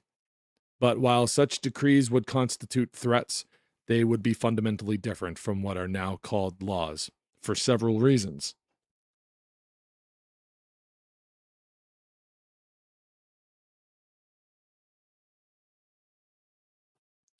Okay, and those reasons are: number one, the ones actually making the threats, the ones who decided what retribution they personally would feel justified in inflicting on those who harm or endanger their neighbors, would alone bear the responsibility for making and carrying out such threats. Number two, the threats would not require any election or consensus. One person or 1,000 people jointly could issue a warning in the form of, quote, "If I catch you doing this, I will do this to you," end quote. The threats would not be seen as the will of the people, but only as a statement of the intentions of those actually issuing the warning. Number three, the legitimacy of such threats would be judged not by who made the threats, but by whether the threatened consequences is, in the eye of the observer, appropriate for the crime committed. No one would feel any obligation to agree with or abide by such a threat if they deemed it to be unfair or unjustified. Number four, being such warnings would not pretend to alter morality or make up any new crimes, nor would anyone imagine such warnings to be legitimate simply because they were issued, the way that people now view authoritarian laws. Instead, such warnings would simply constitute statements about what those making the threats believe to be justified. Therefore, instead of being in the authoritarian formula of, quote, "We hereby make the following illegal," end quote, the warnings would fit into this template instead, being, quote, "I believe that if you do this, I have the right to respond this way," end quote. Many people, having been trained into authority worship, would be terrified of such a non-centralized, free-for-all method of human interaction. But what if, the statist will ask, someone writes a threat that says, "If I don't like your religion or your hairstyle or your dietary choices, I'll kill you," end quote. Examining that question in the context of a society still suffering from the superstition of authority, and in the context of a society without such a belief, shows just how dangerous the authority superstition really is. It is true that in the absence of the belief in government, an individual could threaten violence in unjustified situations. The point is not that everyone will automatically think and behave properly if there are no rulers, but that such malicious tendencies in human beings would be far less dangerous and destructive without the belief in authority to legitimize them. For example, compare what happens when some individuals vehemently oppose alcohol consumption and when authority forbids it. It is possible, if unlikely, that an individual in a stateless society could, on his own, declare, quote, "I consider consuming alcohol to be a sin, and if I find out you've been drinking, I'm coming to your house with a gun to straighten you out," end quote. Any person who did so would almost certainly be persuaded, if not by polite reasoning, then by the threat of retaliatory violence, that he should not carry through on his threat and should stop making such threats. Obviously, one person could not by himself inflict oppression upon millions of beer drinkers. Even among others who also considered drinking alcohol to be a sin, even if it was a majority, few would feel justified in trying to forcibly impose their view onto others, whether they recognized that such aggression is unjustified or whether they were simply scared of what might be done to them if they tried. Either way, violent conflict would be avoided. In contrast, suppose a group of people wearing the label of government declared alcohol to be illegal and created a heavily armed gang of enforcers to hunt down and imprison any caught possessing alcohol. Since that actually happened, there is no need to really theorize about the results. With the promise of fixing most of society's ills, and with public support, the United States ruling class enacted alcohol prohibition in 1920. Alcohol consumption continued, slightly reduced, and there immediately sprang up a black market in alcohol production and distribution. A hugely profitable but illegal market led to violent conflicts, a jump in organized crime and other crime, and widespread corruption in government, as well as brutal attempts to crush the alcohol trade. Seeing the actual results of prohibition, a majority of the people soon opposed it and demanded the repeal of the 18th Amendment, which authorized prohibition at the federal level. And of course, after prohibition ended, all of the related violence, government violence and private violence, ended. In this example, and countless others, it can be seen that, left to their own devices, most people will not try to forcibly impose their preferences upon others, but will go out of their way to avoid violent conflicts. However, if there is a government that people can use to coercively inflict their values upon others, they will gladly beg it to do so, and feel no shame or guilt for having done so. If every person who made or attempted to enforce a threat, or rule as it might be called, had to take personal responsibility for having done so, and had to assume the risk himself, very few people would be so eager to threaten their neighbors.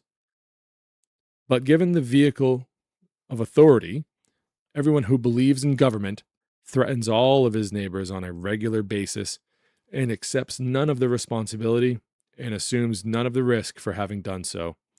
In short, the belief in authority makes everyone who believes in it into a thug and a coward. Okay, so as promised, at the beginning of the stream, I said, I'm not gonna do the rest of the book tonight.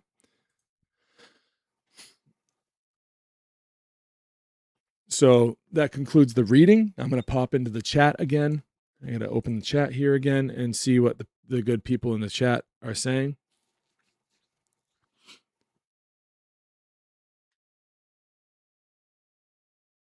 All right, let's pop this out. Make it bigger.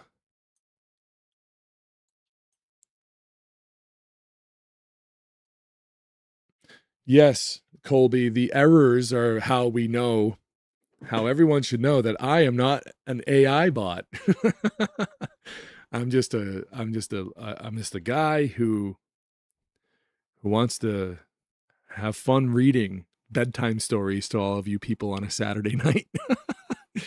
It might give some people nightmares, these stories, but anyways, I digress. All right. MCAD Productions, that's my buddy Colby. You might know him as the producer of Grand Theft World.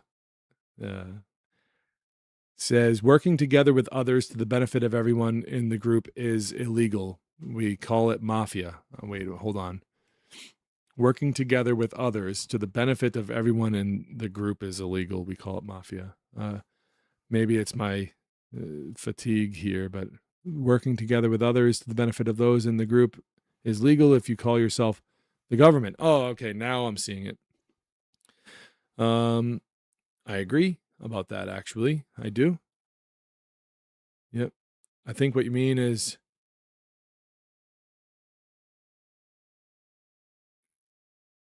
yeah, I see what you mean. If you call yourself the government, it's legal.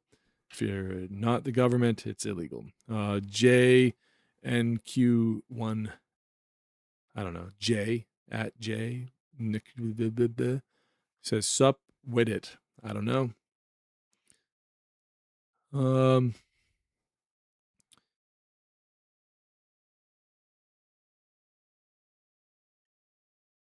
Okay, so yeah, Jana is bringing up the Milgram experiment, which we talked about a few weeks back. It's in this. It's actually talked about in this book.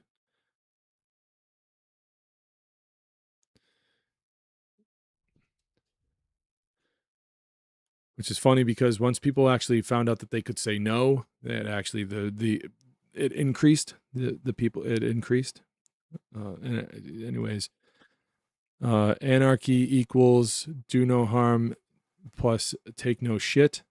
I would agree with that. Alice, I would agree with that. In translation, that is a translation of the non-aggression principle plus this principle of self-defense.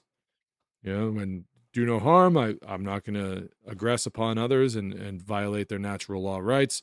But if someone chooses with their free will to do something that aggresses upon me and violates my natural law rights, I'm going to take it upon myself to defend myself in the way I see fit.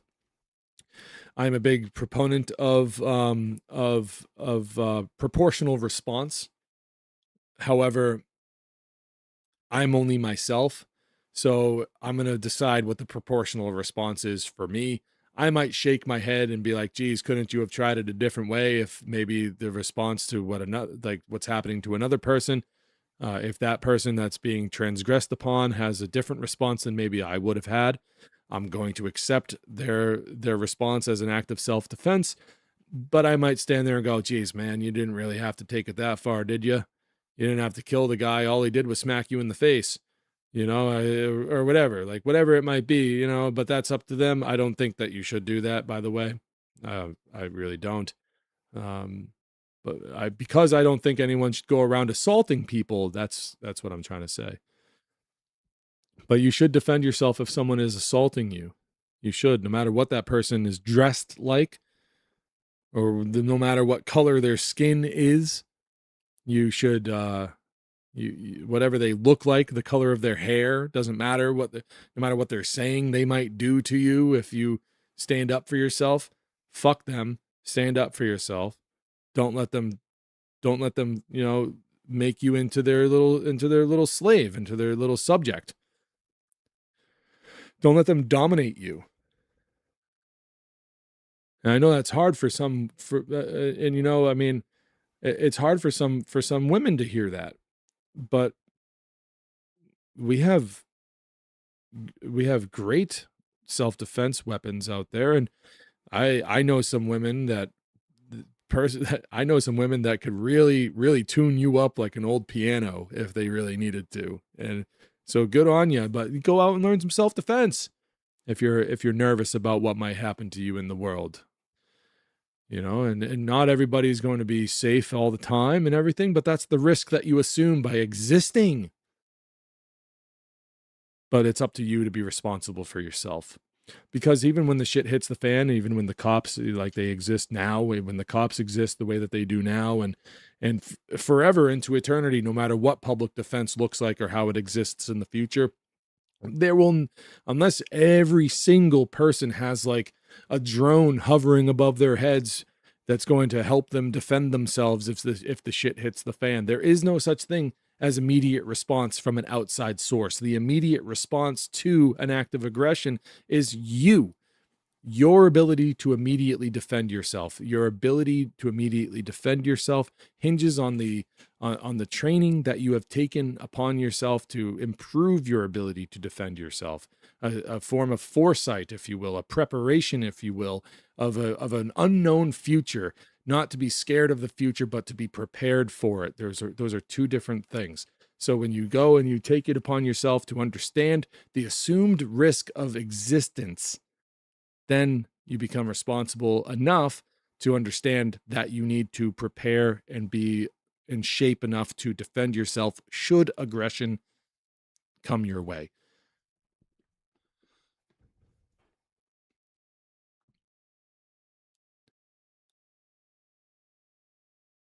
So, okay. So Jonna is saying someone talking about their experience in the military, specifically being in training, reflected that, quote, even if you're right, you're always wrong, end quote. This is what is required to train a good soldier.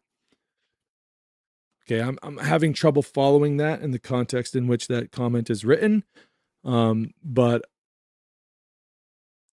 I'm also able to follow the quote there. Even if you're right, you're always wrong, because you weren't ordered to do the thing that you did. Even if you're right, you were wrong for not doing.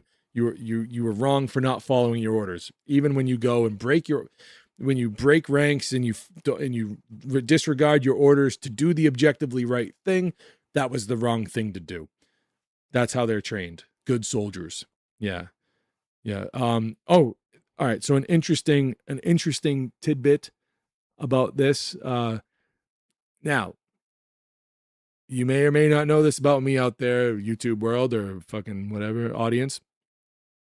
I'm a big Star Wars fan, and I particularly, and this is gonna sound kind of weird to a lot of diehard Star Wars fans, but even as the movies were coming out, I was a big fan of the prequel trilogy that George Lucas started putting out back in the late '90s and into the early 2000s.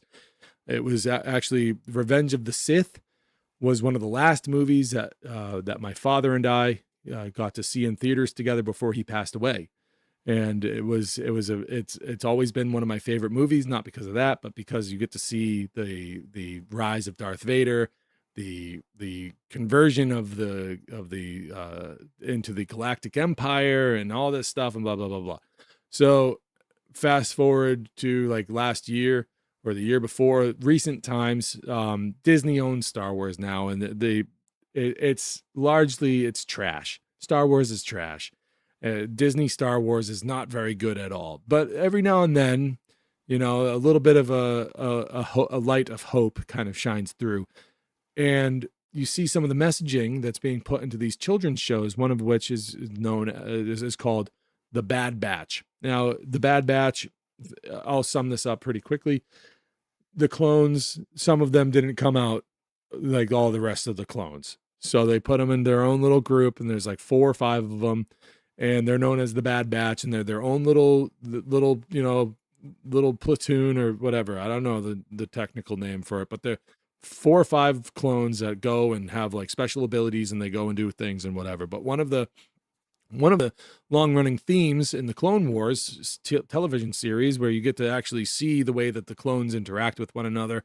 They come up with nicknames for each other where they're actually just given designated numbers, like that's their name, like C1175 is, like that type of thing. And that's how these soldiers are given numbers. They're not given names, but when they're interacting with each other, they come up with nicknames, and this like kind of human spirit kind of bubbles up to the surface. And it's like an amazing thing that even in clones you can't suppress this kind of human spirit.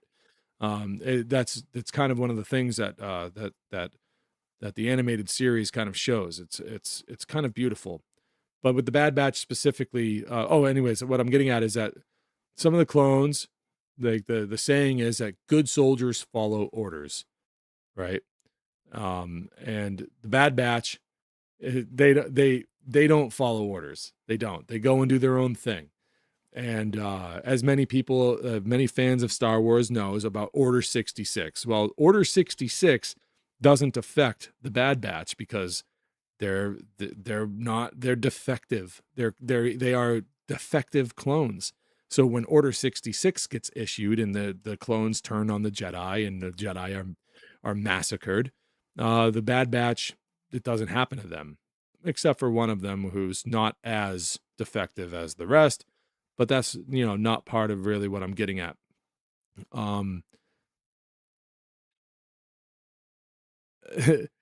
So the Bad Batch has this kind of running joke that they're bad soldiers because they don't follow orders. And they go and they do the right thing, even when it costs one of them their lives. And so that was what I was getting at there, is good soldiers do follow orders, because that's what makes them a good soldier, is how well they follow orders. Yeah. Anyways, that's my little Star Wars rant. And it's put in a kids show. And the oh, look, you guys can see the chat on the screen. I didn't even realize I did that. Cool. Anyways, yeah, so I like that show, and because I have children myself, I know I don't think I talk too often about this type of stuff on the air, but we do have a love for some entertainment. And so I do get exposed to some modern day children's programming, and I'll tell you, the large majority of it is trash. It's straight up communist gobbledygook programming, authoritarian worshiping programming, trash. And we'll shut it off, and we'll find something better, something with more of a moral lesson in it, and with good family values. And so, yeah, I mean, look, it's important that if you are going to be partaking in such activities as entertainment, with your children, I would say, you know what, have fun, let them be kids for a little bit. They gotta come into their own and write their own script in life, and make sure that they're having fun too, because the world can be a fun place. We should enforce we should try to and train, like, I'm trying to find the right words to not make it sound bad, but you should let them be kids, but like at the same time you got to fight the propaganda that some of these shows are putting into people's heads. As children, they are very susceptible and very very malleable to this programming. So it's important to understand that, and to not expose them to the really, really bad stuff. And if you do it by accident, hey, we all make mistakes, but you know what? Sometimes you got to call it out while it's like training a dog. And I hate to make that analogy, but it's so true. It's like training a dog. Like they say, when the dog is making the mistake, while the dog is making the mistake, you got to correct for the mistake by being like, nope, don't do that. That type of thing. As it is with a child, when they're watching a show that glorifies order following and makes it seem like it's the right thing to do to worship police and military, you got to tell them, like, that's not true. Right then and there, combat the programming with actual truth and moral lessons, and the moral lessons and the truth will always prevail, because the truth doesn't need to be justified. The truth doesn't need you don't need to propagandize people into the truth. The truth will prevail. It always has, it always will. There's other things in the, let's see, you know what that just realized is that, like, I could probably have this over here while, hold on.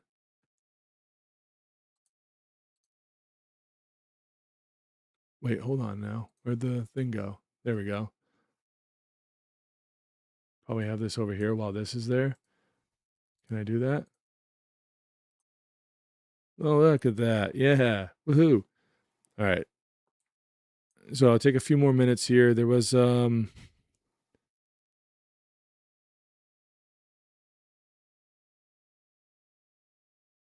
yeah, teaching morality. All right. So this is something that I've gotten into in the past, with teaching morality versus teaching authority. Okay. Let's put this over here. Oh God, it keeps going away. There we go. All right. Now it's set up in a way that, anyway, so teaching morality versus teaching authority. All right. So I've talked about it like this in the past. It is just as easy to teach children about natural law and about morality and about all the things that generate freedom. It's just as easy. It's actually probably easier to teach them about that than it is to teach them about how to obey authoritarian tyrants who want to make them into slaves. I think human beings, generally speaking, kind of come with this idea of property rights. Kind of, I think it comes in. Like. I almost hesitate to say that because I know a lot of people out there might think that, being a human is the condition of being a human is that we're easy to program, or that we're programmable, and that the neuroplasticity of a human being is it never goes away. So the whole idea of like you can't teach an old dog new tricks that some of these old folks try to lean back on is just bullshit on its face.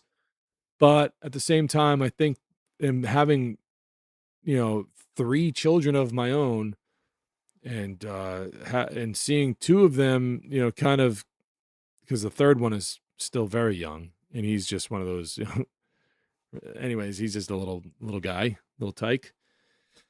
But the other 2 seem to just kind of naturally, well, maybe not, because they see dad and mom kind of, talking about this stuff and standing up for property rights and everything like that, and teaching them about their bodily autonomy, and teaching them about how that body of theirs is their property, and that they need to be in charge of it, and that they need to be in control of themselves, because if they're not in control of themselves, it's like the vampire being invited into the house. How does the vampire get into the house? It has to be invited in. The same goes for when a person is out of control. They're inviting an outside force to take control of them. That's my opinion. That's something that I've been this a thought that I've been kind of working on. And I think it's very true. So I've told my children that they need to be in control of themselves and their thoughts, emotions, and actions. And they need to understand these 3 things, this kind of trinity. They need to understand these things, and they have to have control of themselves in order to actually be autonomous individuals, because that's so important to us. This is the values that we want to instill into our children, not to make them into, boisterous, anti-authoritarian, people that will grow up and, and do any, it's just because they need to know that these are their rights, and that their body is their property, and that they need to be in control of their bodies, because if they're not, then somebody else will step in and try to control their bodies for them. So teaching morality versus teaching authority, it's always easier to teach morality than authority. It's always easier. We come predisposed with this sort of subconscious understanding that our body is our property. It's just the extent to which that understanding is kind of, is kind of, what's the word? It's like kind of, expounded upon, and the extent to which that understanding of personal sovereignty and ownership of one's body, like where it is, how it's really understood, that's when it starts to be a little bit difficult. But it's a subconscious understanding that I think we have, and it needs to be brought out to the surface, and in childhood, it's a lot more easy to do that than in adulthood. I've seen so many instances where children understand that their property is theirs, and they have every right to keep it and hold it, and to defend it. And it's something that has to be taken out of them. That understanding has to be trained out of them in order for, like, what's talked about in this section of the book, um, if children were taught the principles of self-ownership, the idea that every individual belongs to himself and therefore should not be robbed, threatened, assaulted, and murdered, then the supposed virtue of obedience is completely unnecessary. I'm saying it's easier to teach about the self-ownership than it is to teach about the other way, about authoritarianism, because of what, let's see here. where was that part where he talks about how they would all just get up and leave? Because that's, I think, what children would really do. And I agree with that full-heartedly. If children were left to make their own decisions in, like, say, kindergarten, if there wasn't that authority put into their minds, like, you have to listen to the teacher, and it does start all the way that young. And I've said some really harsh things about parents that put their kids in public school. And you know what? Like, I'm done. I'm done saying those things, or I'm trying not even to think those things. I think that people should be really, really, aware of what they're doing. And unfortunately, I think that the prescribed belief in authority has just been so heavily, like, put in there through culture and through multi generations. That's why I call it intergenerational cultural conditioning. This belief in authority, that's how it's been inculcated into the masses, is through an intergenerational cultural conditioning, largely done in public school system, to inculcate the authority into young children so that they don't know a life without it. The parents that are sending their kids to these places want what's best for their kids, and they think they're doing the right thing. And you know what? And a lot of them, they feel like they have no other choice. Know a lot of parents out there probably want to homeschool their kids or send their kids to some place that isn't a government school, and they just can't. We're so, all of us are so greatly beaten down by this hammer of authority, and that the economy and everything that's this just, it's like gravity has been turned up to 10 times its normal effect on a lot of people, and people are just scared and lost, and they don't know what to do. But they need to understand, what they need to understand is that government is doing this.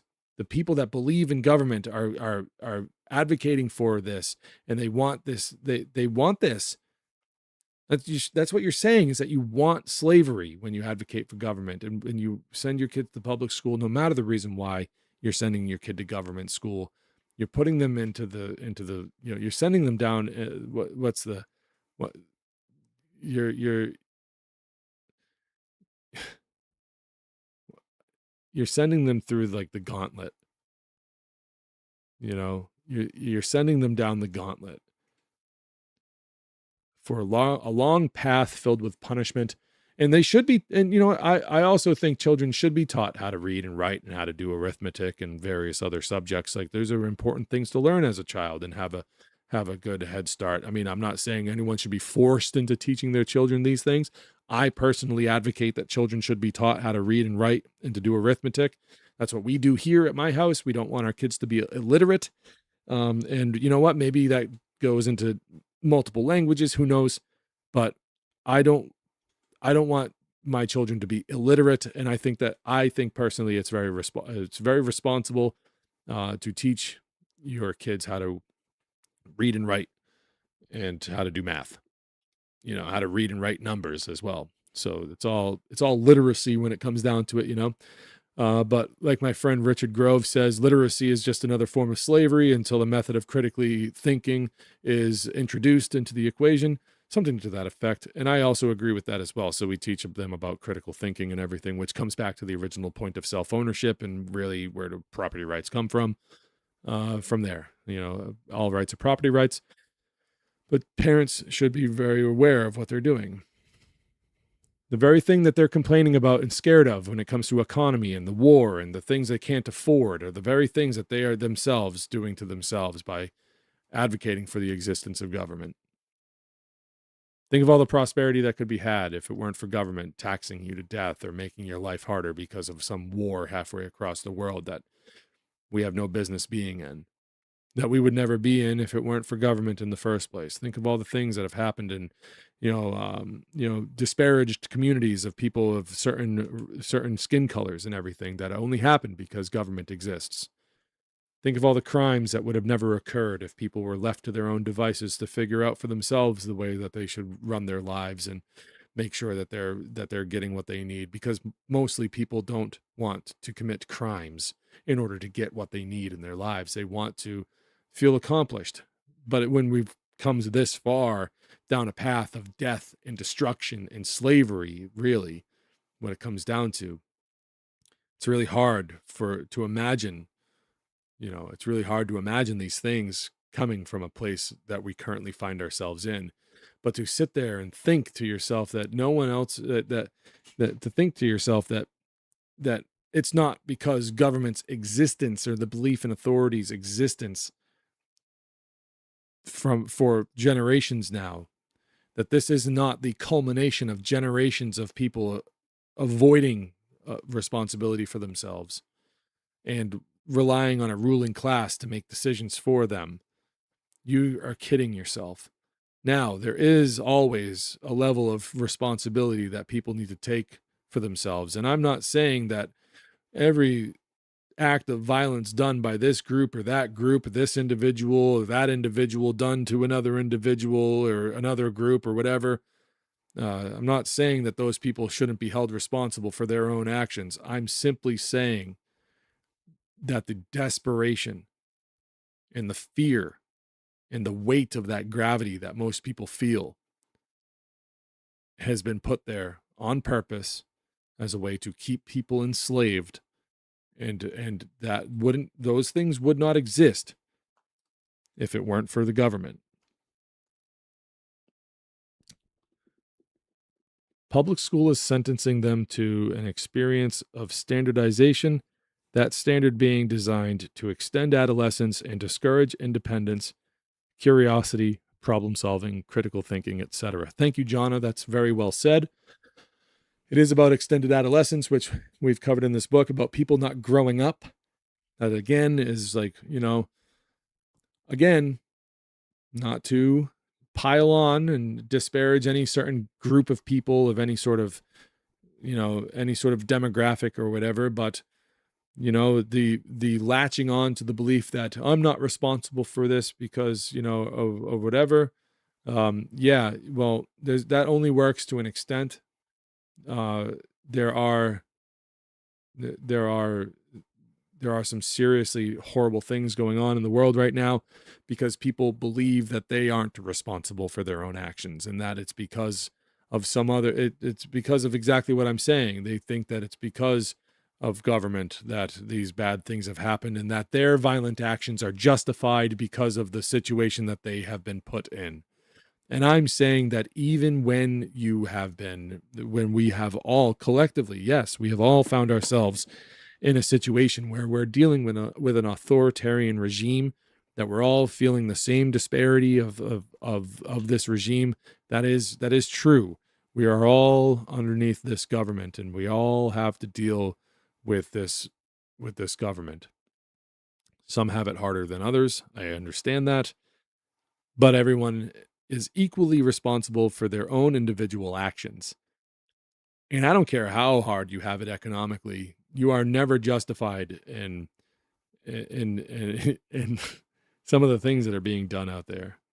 It's really horrible to see, and all it really does is justify in some people's minds the necessity for more government, for more laws, for more law enforcers, for more authority, when the possibility to peacefully resist exists. We should take advantage of that that opportunity to peacefully resist and to do things that show the illegitimacy of the authority. That's what should be happening. Okay, so I see John has asked a question in the chat. Has anyone watched the new animated Animal Farm? I'm curious what twist it will have, but haven't been particularly motivated to give it any of my time. From what I understand, the new animated Animal Farm, which was disappointingly produced or distributed or whatever by Angel Studios, but it was made by Andy Serkis of Lord of the Rings fame. He played Gollum, and I think it was directed by Andy Serkis, and and I think even written by him as well, but it stars like Seth Rogen as one of the voice actors, a bunch of people as the voice actors, but it is not a faithful adaptation of the book by George Orwell. It's not a faithful adaptation by any stretch of the imagination. And so, yeah, you're not going to see the things that happen in the book. You're going to see a modern interpretation for the modern audience about it. So yeah, be prepared for that kind of disappointment. I think that's going to be it for me tonight, folks. I wanted to have this be about an hour shorter than it has been, but that did not happen. And so yeah, anyways, go over to voluntaryistacademy.com. Check out the website, check out the newsletter. I did not send one out today. Whoopsie. Follow us on social media. Come on over to Facebook, Instagram, X, which I don't really use too often. I'm starting to try to use it a little bit more, but X is weird. But Facebook and Instagram, come on over and hang out. And you can, go to the resources page, go to the support page. You can contact me with a brief message throughout the week, or you can just leave a comment on the video, like and subscribe, do all that stuff for the channel, for the audience. Get this to a wider audience, please. That would be really cool. Just remember, let's see here. Let's go. All right. So put this back over here. Uh-oh. All right. So thank you everybody for tuning in. Next week will be the big conclusion of the Most Dangerous Superstition by Larken Rose. And yeah. So as we leave tonight, just remember that you own yourself, period. You own yourself. You gotta be responsible for yourself. Like I said before, like if you're not in control of yourself, then you're inviting somebody to be in control of you. Okay? And show yourself some love. Show some other people some love. It's awesome. Really. It really is. It's an awesome way to carry yourself. And I don't know. I feel like I've done enough for tonight. Thank you, Jonna, for hanging out, and thank you, Colby, and thank you everyone else in the chat. Thank you everyone else that was tuned in. We had a good time tonight. Remember, taxation is not just theft, even though that's something that a lot of people like to say. Taxation is theft. Oh my God, it's theft. I think that's inaccurate. If I be so bold, taxation is not just theft, it's slavery. Taxation is slavery. When one group of people gets to decide how much of what you have earned or produced you get to keep, and the rest, they decide how much you have to give to them under threat of violence, up to and including the threat of death, then are you really free? Huh. I wonder what percentage of what you earn or produce. I wonder if it's 1%. Is it 1%? Are you free at 1% if they're only demanding 1%? Or you're going to die? I don't know. That's something that I think that's a question that needs to be answered. Anyways, yep. And so anyways, yeah, go out there and demonstrate, I guess, I don't know, demonstrate your self-worth.